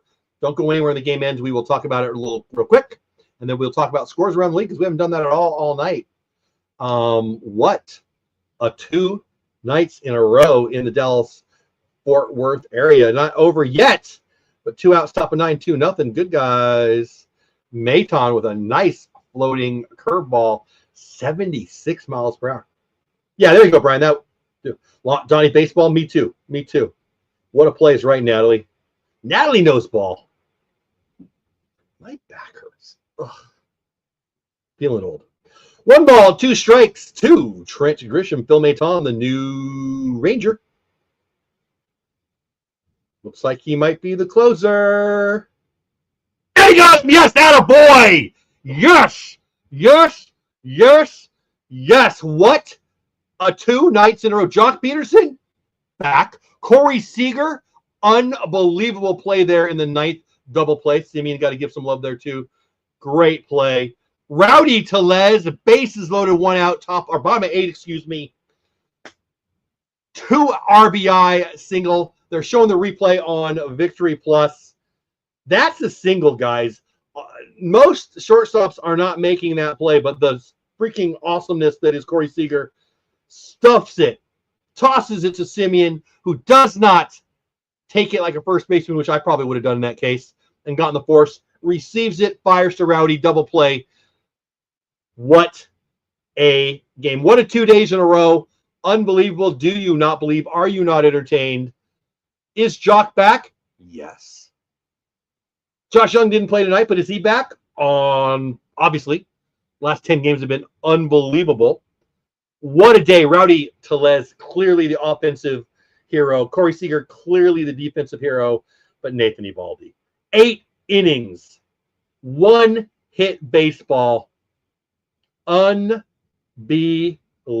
2 days in a row for my Rangers versus Curum's Yankees. Yeah, I said it again. Curum, I'm sorry, he's a big Yankee fan. He's in the chat. He's a nice guy, but he's a big Yankee fan. Who's the player of the game? Obviously, are you guys looking at what I pull this up so you guys can see what I'm looking at? I'm just yelling. You guys don't even see what I'm seeing. Let's pull that up there. Let's make it bigger for you. All right. Do I yell too much? I feel like I'm yelling, but it's because I'm happy. Phil Maton gets the save. It's his 3rd save of the year, 2.18 ERA, but it's his 1st in the great state of Texas. Well, at least for my Rangers. The loss goes to Devin Williams. The win goes to Big Freaking Game Nate. Player of the game voting, duh. 54% win probably, 100%. 8 innings, 0 earned runs, 6 Ks, no walks. Let me say that again. 8 innings, 0 earned runs, 6 Ks, no walks, 1 hit. Obviously, Nathan Eovaldi outduels Will Warren. He is our player of the game. How dumb would you have to be to not give it to him? Unbelievable ball game tonight. Unbelievable couple days at the Globe. It's kind of games that I wish I was there for. Let's talk about scores around the league. Probably behind in chat. Let's get caught up in chat real fast. Love Donnie Baseball. What a play by Corey. Let's end the game on a call 3rd strike. Let's go Rangers. Great win. 2-time World Series MVP. MVP is right. My Seager ring is in the mail. Yeah, Pastor. I love that you bought that last night. I saw somebody selling all 10 of last year's for $400 today, and I thought of you. On I don't know where that was. Somebody crossed my screen somewhere. Eovaldi, Cy Young, baby. Yeah. You can't ignore him, right? Hundreds of Yankees YouTube channels are about to go. Wow, I like you. That's funny. Are going to go live to complain. I'm going live to gloat with no apologies at all. You guys seen what I'm seeing? Yes, you are. Let's do it. So final in Texas, 2-0. The good guys are now 60-55, 5 games over 500. The Yankees dropped to 60-53. 7 games over 500, but they are dropping like a rock, and we are rising like the tide in San Diego. Nathan Eovaldi, 10-3 now, 1.38 ERA. Did you hear the words coming out my mouth? 1.38 ERA. That's more than a half a run better than everybody else in the land. Devin Williams takes his 4th loss. Maton gets his 3rd save of the year, but again, first as a Ranger. They are in the bottom of the 9th in Wrigley. The Reds taking care of business 5-1 over the Pete Crow Armstrong. 7-4 in Colorado. Toronto taking care of business, but it's only the end of the 6th. Top of 5, Rays shutting out the Angels. 7-0. Padres and D-backs tied. Top of the 4th in Arizona. Through 3.5, the White Sox and the Mariners are tied at 1. Bottom of 2 in LA, St. Louis and my Dodgers. I'm wearing a Dodger dog shirt. I don't think I shared that with you guys today. Anyway, Cardinals, Dodgers tied at 2. Former Rangers Miles Mikolas, excuse me, on the hill for LA. Final in Pittsburgh, 8-1 San Francisco. Stud Logan Webb drops his ERA to 3.24 with a nice outing tonight. 10th win of the year. Burrows gets his 4th loss for the Pittsburgh Buckaroos. Twins take care of Detroit in Detroit, 6-3. Matthews' 3rd win. Chris Paddock, who just was with the Twins a week ago, starts for the Tigers today and takes his 10th loss of the year. Some guy named Topa gets his 1st save. Unfortunately, the Astros take care of the Marlins 7-3. Blue Ball gets his 1st win. Quantrill gets his 9th loss of the year. Arizona destroys the Nationals 16-7 in Washington. Luis Severino, who pitches really good on the road but hates pitching in West Sacramento, gets his 6th win of the year. Mackenzie Gore, one of the major pieces of the trade deadline rumor mill, gets his 12th loss of the year. The A's had 24 hits and 16 runs against the Nationals, including Gore, who started. Orioles get shut out by the Phillies. We get the Phillies, what is it, Thursday or Friday, whatever. After this series, we get Philly here in town. Taijuan Walker, 4th win of the year. Dean Kramer gets his 8th loss for Baltimore. In Fenway, Boston takes care of business 6-2 over the Royals. Garrett Crochet, 13th win of the year. Burgett, 1st loss of the year for Casey. Guardians take down the Mets 3-2 in Shea. Festa's 3rd win. Tyler Rogers gets his 4th loss. ERA of 1.87, but he's 4-4. Wow. Cade Smith gets the save. He's the closer now that Clase is, I think he moved to Vegas to be a dealer. Brewers take care of the Braves in Atlanta. 7-2 is the last score of the game. Freddie Peralta, great year. 3.03 ERA now after tonight. 13 wins. Wentz gets his 3rd loss of the year. And that's it. That's the scores of the day. Let me get caught up in chat. Let's see who we got. Got 147 people here, 136 on X, 9 on Texas Clubhouse. My name is Jeff Bates, at Jeff Bates on X. We're going to close up here in the next 4 or 5 minutes. Follow me on X, at Jeff Bates on X. Pretty easy to remember because that's my name. Also at Texas Clubhouse on YouTube. Please subscribe. I haven't looked today, but I hope to get 2 or 3 of the new subscribers every time we do this. And I know we've got at least 1. I hope if you haven't already, you consider doing that. I would appreciate it. I'm trying to see where I was in chat. Yeah, Brian, make sure you reach out to me. Love Donnie Baseball. Me too. Sean, if you're still here, I got Preston, his son. He's an assistant GM now for, I don't remember who. Nice kid. He was a prospect, minor league hand for the Dodgers for a couple of years, not for many years.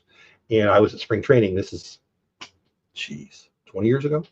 And I was on a side field and he was hitting and he broke his bat. And I was standing next to the cage. And he came back to the dugout and I said, "Hey, Preston, you broke your bat. What are you going to do with that?" And he said, "Here you go." So that was kind of cool. Good kid. And now he's an assistant GM and likely going to be a GM for a team here in the near future. I haven't told that story in a while. Let's go Rangers. Great win. Where am I? Angels lose. Mariners tied. Yep.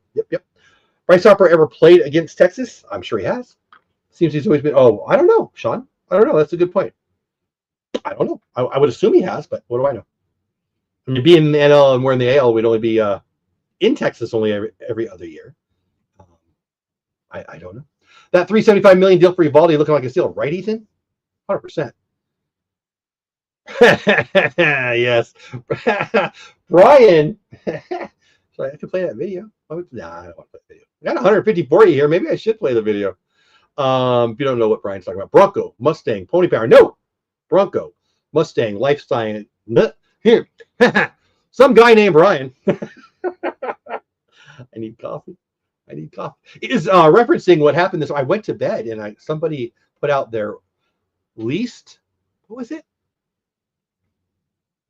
Least favorite. I don't remember. What, worst. It was worst. Worst Twitter accounts. Nope. Geez. Worst X accounts for each fan base, and I won for the Texas Rangers. Somebody said to me, whoever sent it to me, the first one, Joshua maybe? Whoever sent it to me, whoever the first one said, what did Jeff do to you or something like that? Or, was that you, Josh? I think it might have been you. Whatever. The first person who said to me said something like, what did Jeff do to this guy or something like that? And I did have him muted. I didn't know who he was. I don't know anything about him. But I do have if you go onto my X account, you can vote in the poll. Should I invite him on the show or not? It was at 75% before this show happened. And, so it's going to be on there for 24 hours. So you got until tomorrow. But 75%, he's going to, I've already sent out the invite. And, before the show started, he hadn't responded. We'll see. I suspect he won't come on, but a couple of people have sent me messages and, oh, you okay? I'm fine. I'm just having fun with it. I couldn't care less. When some dude who I don't know has something to say about me, I say thank you. But anyway, Joshua S., who I think was the person who first sent it to me. Was that you, Josh? Joshua says from X, another Eovaldi masterclass game tonight. Amen to that. And great to see Tellez come up clutch in the 8th inning. Sure was. Huge win. Let's go get the sweep tomorrow afternoon. Carlos Rodon's is tough lefty. It'll be a day game. 105, 135. I'm not really sure. Good chance to get some day baseball in.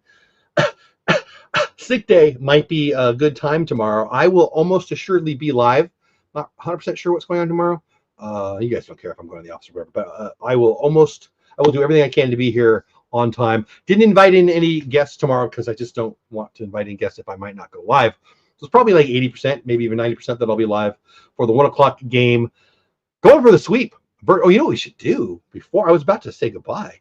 We'll go for another minute or 3 here, guys. That's bad YouTubing right there. Never tell them when you're going to end the show because people leave. But let's check the standings.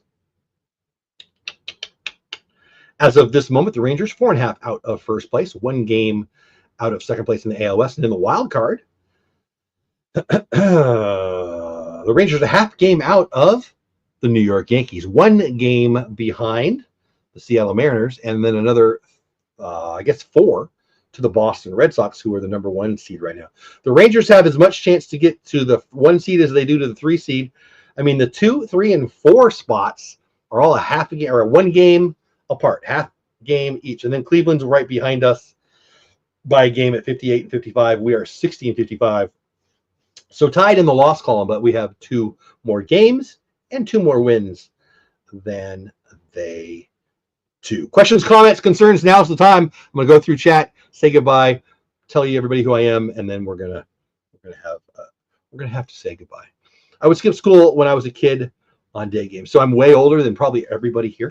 But in 1981, shut up. I already told you I'm bald. Shut up. In 1981, I was in the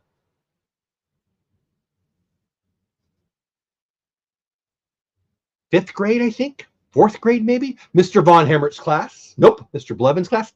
Mr. Blevins' class. Yes. So 5th grade, I'm pretty sure. And it would have been late September, early October, probably early October.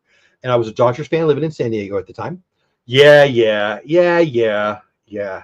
Anyway, 81 playoffs, the great Rick Monday. Yeah, that guy who saved the flag from some idiot terrorist out in right field in Dodger Stadium.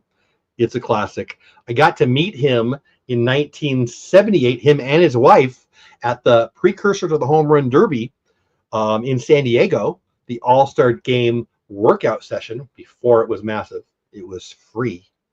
It was amazing.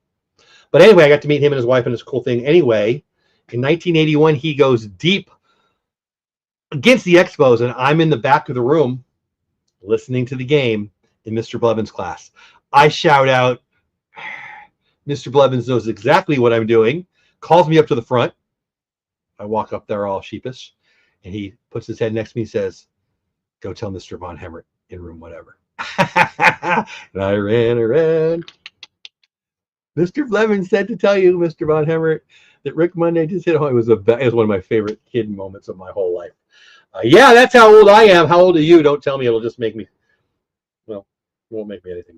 But yeah, there you go, Ethan. You made me think of that. Thanks for reminding me of that. Yeah. So you're 66. I am 55. Thank you very much.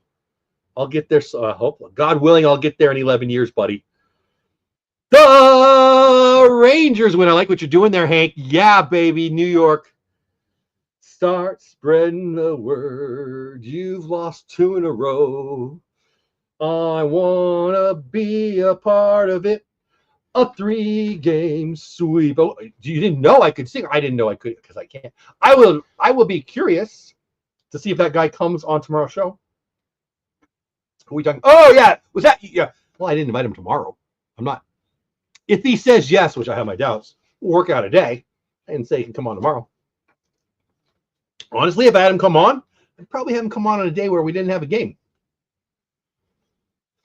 Although I think there's probably less than a 5% chance he'll say yes, but whatever. I posted it publicly, the invite. I already did that because he's not gonna come on. Come on. I don't know the guy. I don't even remember what his name is right now. But I do remember that his name isn't his name. My name is I'm Jeff Bates on X because that's my name.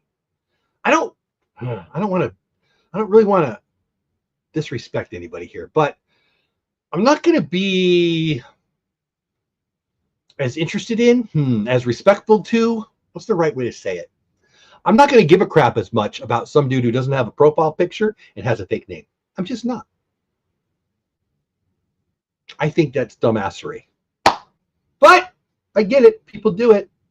Whatever. 5th best start in MLB history with 19 starts. Huh? Who are we talking about? 5th best start in MLB history with 19 starts. Oh, in a season, we're talking about Big Game Nate. Really? That's crazy. I'm assuming I deduced that you're talking about in a season, Nate Eovaldi. That's incredible. 46. What are we talking about? 46. What does that mean? The 46 defense? Mike Singletary, right? Buddy Ryan, the 46 defense. President Barton? Not my favorite president in the history of presidents. Bassick is fired up and excited. Yeah, he gets a little nuts. Love the post-game show. And it's good. I kind of miss it. When I go live, I don't get to watch it because I do this. But I do like it. I love Jared. I mean, I think Jared's great. I like Bassick's emotion. I'll just say it. I've come to really like Dave Raymond. When I first got here, I wasn't sold on him, but I really like him now. He's a smart guy. He's funny. And he knows the game. He does. I didn't give that respect early on when I first listened to him. And I'll be real. I can tell you why, because I'm from Southern California and I grew up on San Diego. Oh, doctor, you can hang a star on that, baby. Dave Campbell was great. Even the great Ted Leitner, who I hated unfairly. Obviously, seems like a nice guy. What do I know? But I kind of hated him for a while. But he's a good announcer. The great Hacksaw Hamilton in San Diego. And then I was a Dodger fan, so Vin Scully, Jerry Goodogget, Rick Monday. Now they've got a bunch of good ones too in LA. But I grew up on Vin Scully and Jerry Coleman and all those guys. And so I love a good announcer. I'm a big fan of announcers. Dave Raymond is really, not that I have some ranking, but he's raising up fast, rocketing up my list of announcers. And it was a while for me to get there. My first connection, or my first time I got to see him, wasn't even on a game. It was live. It was an interview situation, and there was a whole bunch of us, and he kind of took the mic more than I wanted him to. But he's funny. He knows the game, and I like him very much. And why am I telling you this? Oh, because the post game show, right? And I love Laura, and I loved Emily, and Elvis is good. Murph is good. I like it when it's really all of them. I mean, why am I trying to? I'm just going to forget some if I do this. I think they've got a good crew there, and they do a good job. As opposed to, I'm not, I like 105.3 The Fan. I'll listen to it sometimes, but I I listen to MLB Network radio mostly when I'm in the car. I love music too, but I'm talking about when I'm listening to talk, sports specifically. I listened to The Ticket for a few years, and they were fun. I have kids, and they're all daughters, and I'm just never going to play them when they're in there, so I've given up on that. Never really liked the ESPN local when they had it here. 105.3 The Fan isn't my thing. Like, I like some of the guys who are on there. I really do. But I'm more of a baseball guy than they are. I just like baseball too much to listen to a show that gives me 5 minutes of baseball an hour. And sometimes they're like, I really like Gavin. I like him. He doesn't know baseball. Like, I hope that wouldn't offend him. Like, I mean, he doesn't know me from Adam. But I really like him, but I don't think he knows the game. And he knows basketball better than I do. He knows European soccer better than I do. So I'm not putting a dig out on Gavin Dawson. I actually really like him. I used to listen to him when he was the evening show. I had a long drive for work for a while. We're talking like 10 or 12 years ago or whatever. I don't know. And I really enjoyed his show when he was a late night guy. And I don't not enjoy him now. But for me, it's more about baseball and yeah, whatever. But I love the post-game show too. That's amazing. I love it, Ethan. Fifth lowest. Yep. 1.38. Wow. 64 backwards. I mean, that's true. Oh, same big game Nate pitch. Yeah, I do. Always battle. Yeah, he's awesome. Lewin was good. I like David Murphy. I liked him as a ball player. He plays hard, scrappy player. Really liked him. And as an announcer, Josh Lewin's great. The Rangers have had some good ones. I like how the RSN pre-post game incorporates both radio and TV. Yeah, I do too. Sandler's my favorite of the group. Yeah, I like him. I feel like we're done. I don't know if I'm forgetting anything. I don't think I am. 143 people still here on X6 over on Texas Rangers Clubhouse. Who am I? Jeff Bates. At Jeff Bates on X. Texas Clubhouse on YouTube. I think it's time to say goodbye. You don't have to go, but you can't stay here. Happens from the castle. I'm really glad you're here. Rangers 2 in a row against the evil Empire. Walk-off Josh Young style. Jock Peterson is back. Corey Seager makes an unbelievable play in the ninth. We got a new closer, Phil Maton. Big game Nate. One hitter. Are you kidding me? 8 innings. No walks, 1 hit. How do you shove to the Yankees? Right freaking there. Rowdy Tellez, can't ignore that. 2 RBIs for the only 2 runs of the game. I love it. I love it. Day game tomorrow. Later versus Rondon, I believe. I should be live. I hope I'll be live. I may do a Texas Rangers Spaces over our next pregame. We'll see. We'll see. And there's a chance I won't go live, but I hope to go live. I've already set it up. And I'm going to be excited about it. Worst case scenario, I'll be listening to it on the radio and tweeting at you. But most likely, we'll be live here on YouTube. Leiter is going to sweep the Yankees tomorrow 100 miles per hour. From your keyboard to God's eaters, Ethan. I hope you're right. And I hope you'll be back tomorrow. I think I will be. I'll see you then. Please subscribe to the channel if you haven't already. Go Rangers. See you next time. Later. Thanks for hanging out with me tonight. I hope you had a good time, whether we won or we lost. I guarantee I had a good time because you were here. I appreciate you being part of our Clubhouse crew, whether you're on my YouTube channel at Texas Clubhouse, over on my Twitch, also at Texas Clubhouse, whether you watch on X at Jeff Bates on X, wherever, you're the best because you're here. You stayed all the way to the end. It means a lot. I'm going to drop my link tree right here so you can check me out other places. Listen, it just means a lot that you spend a little bit of your evening or your daytime with me here, watching a little baseball, talking a little baseball. I love this. I love building a community. I love watching baseball. I love talking baseball. And I'm just talking to myself if you're not here. So thank you, thank you, thank you. If you want to do anything cool for me, like the stream. Of course, I'd love it if you became a member of the channel and all those things. But the most important thing is you are here. I hope you come back again. I appreciate you. Have the best day ever. Go Rangers.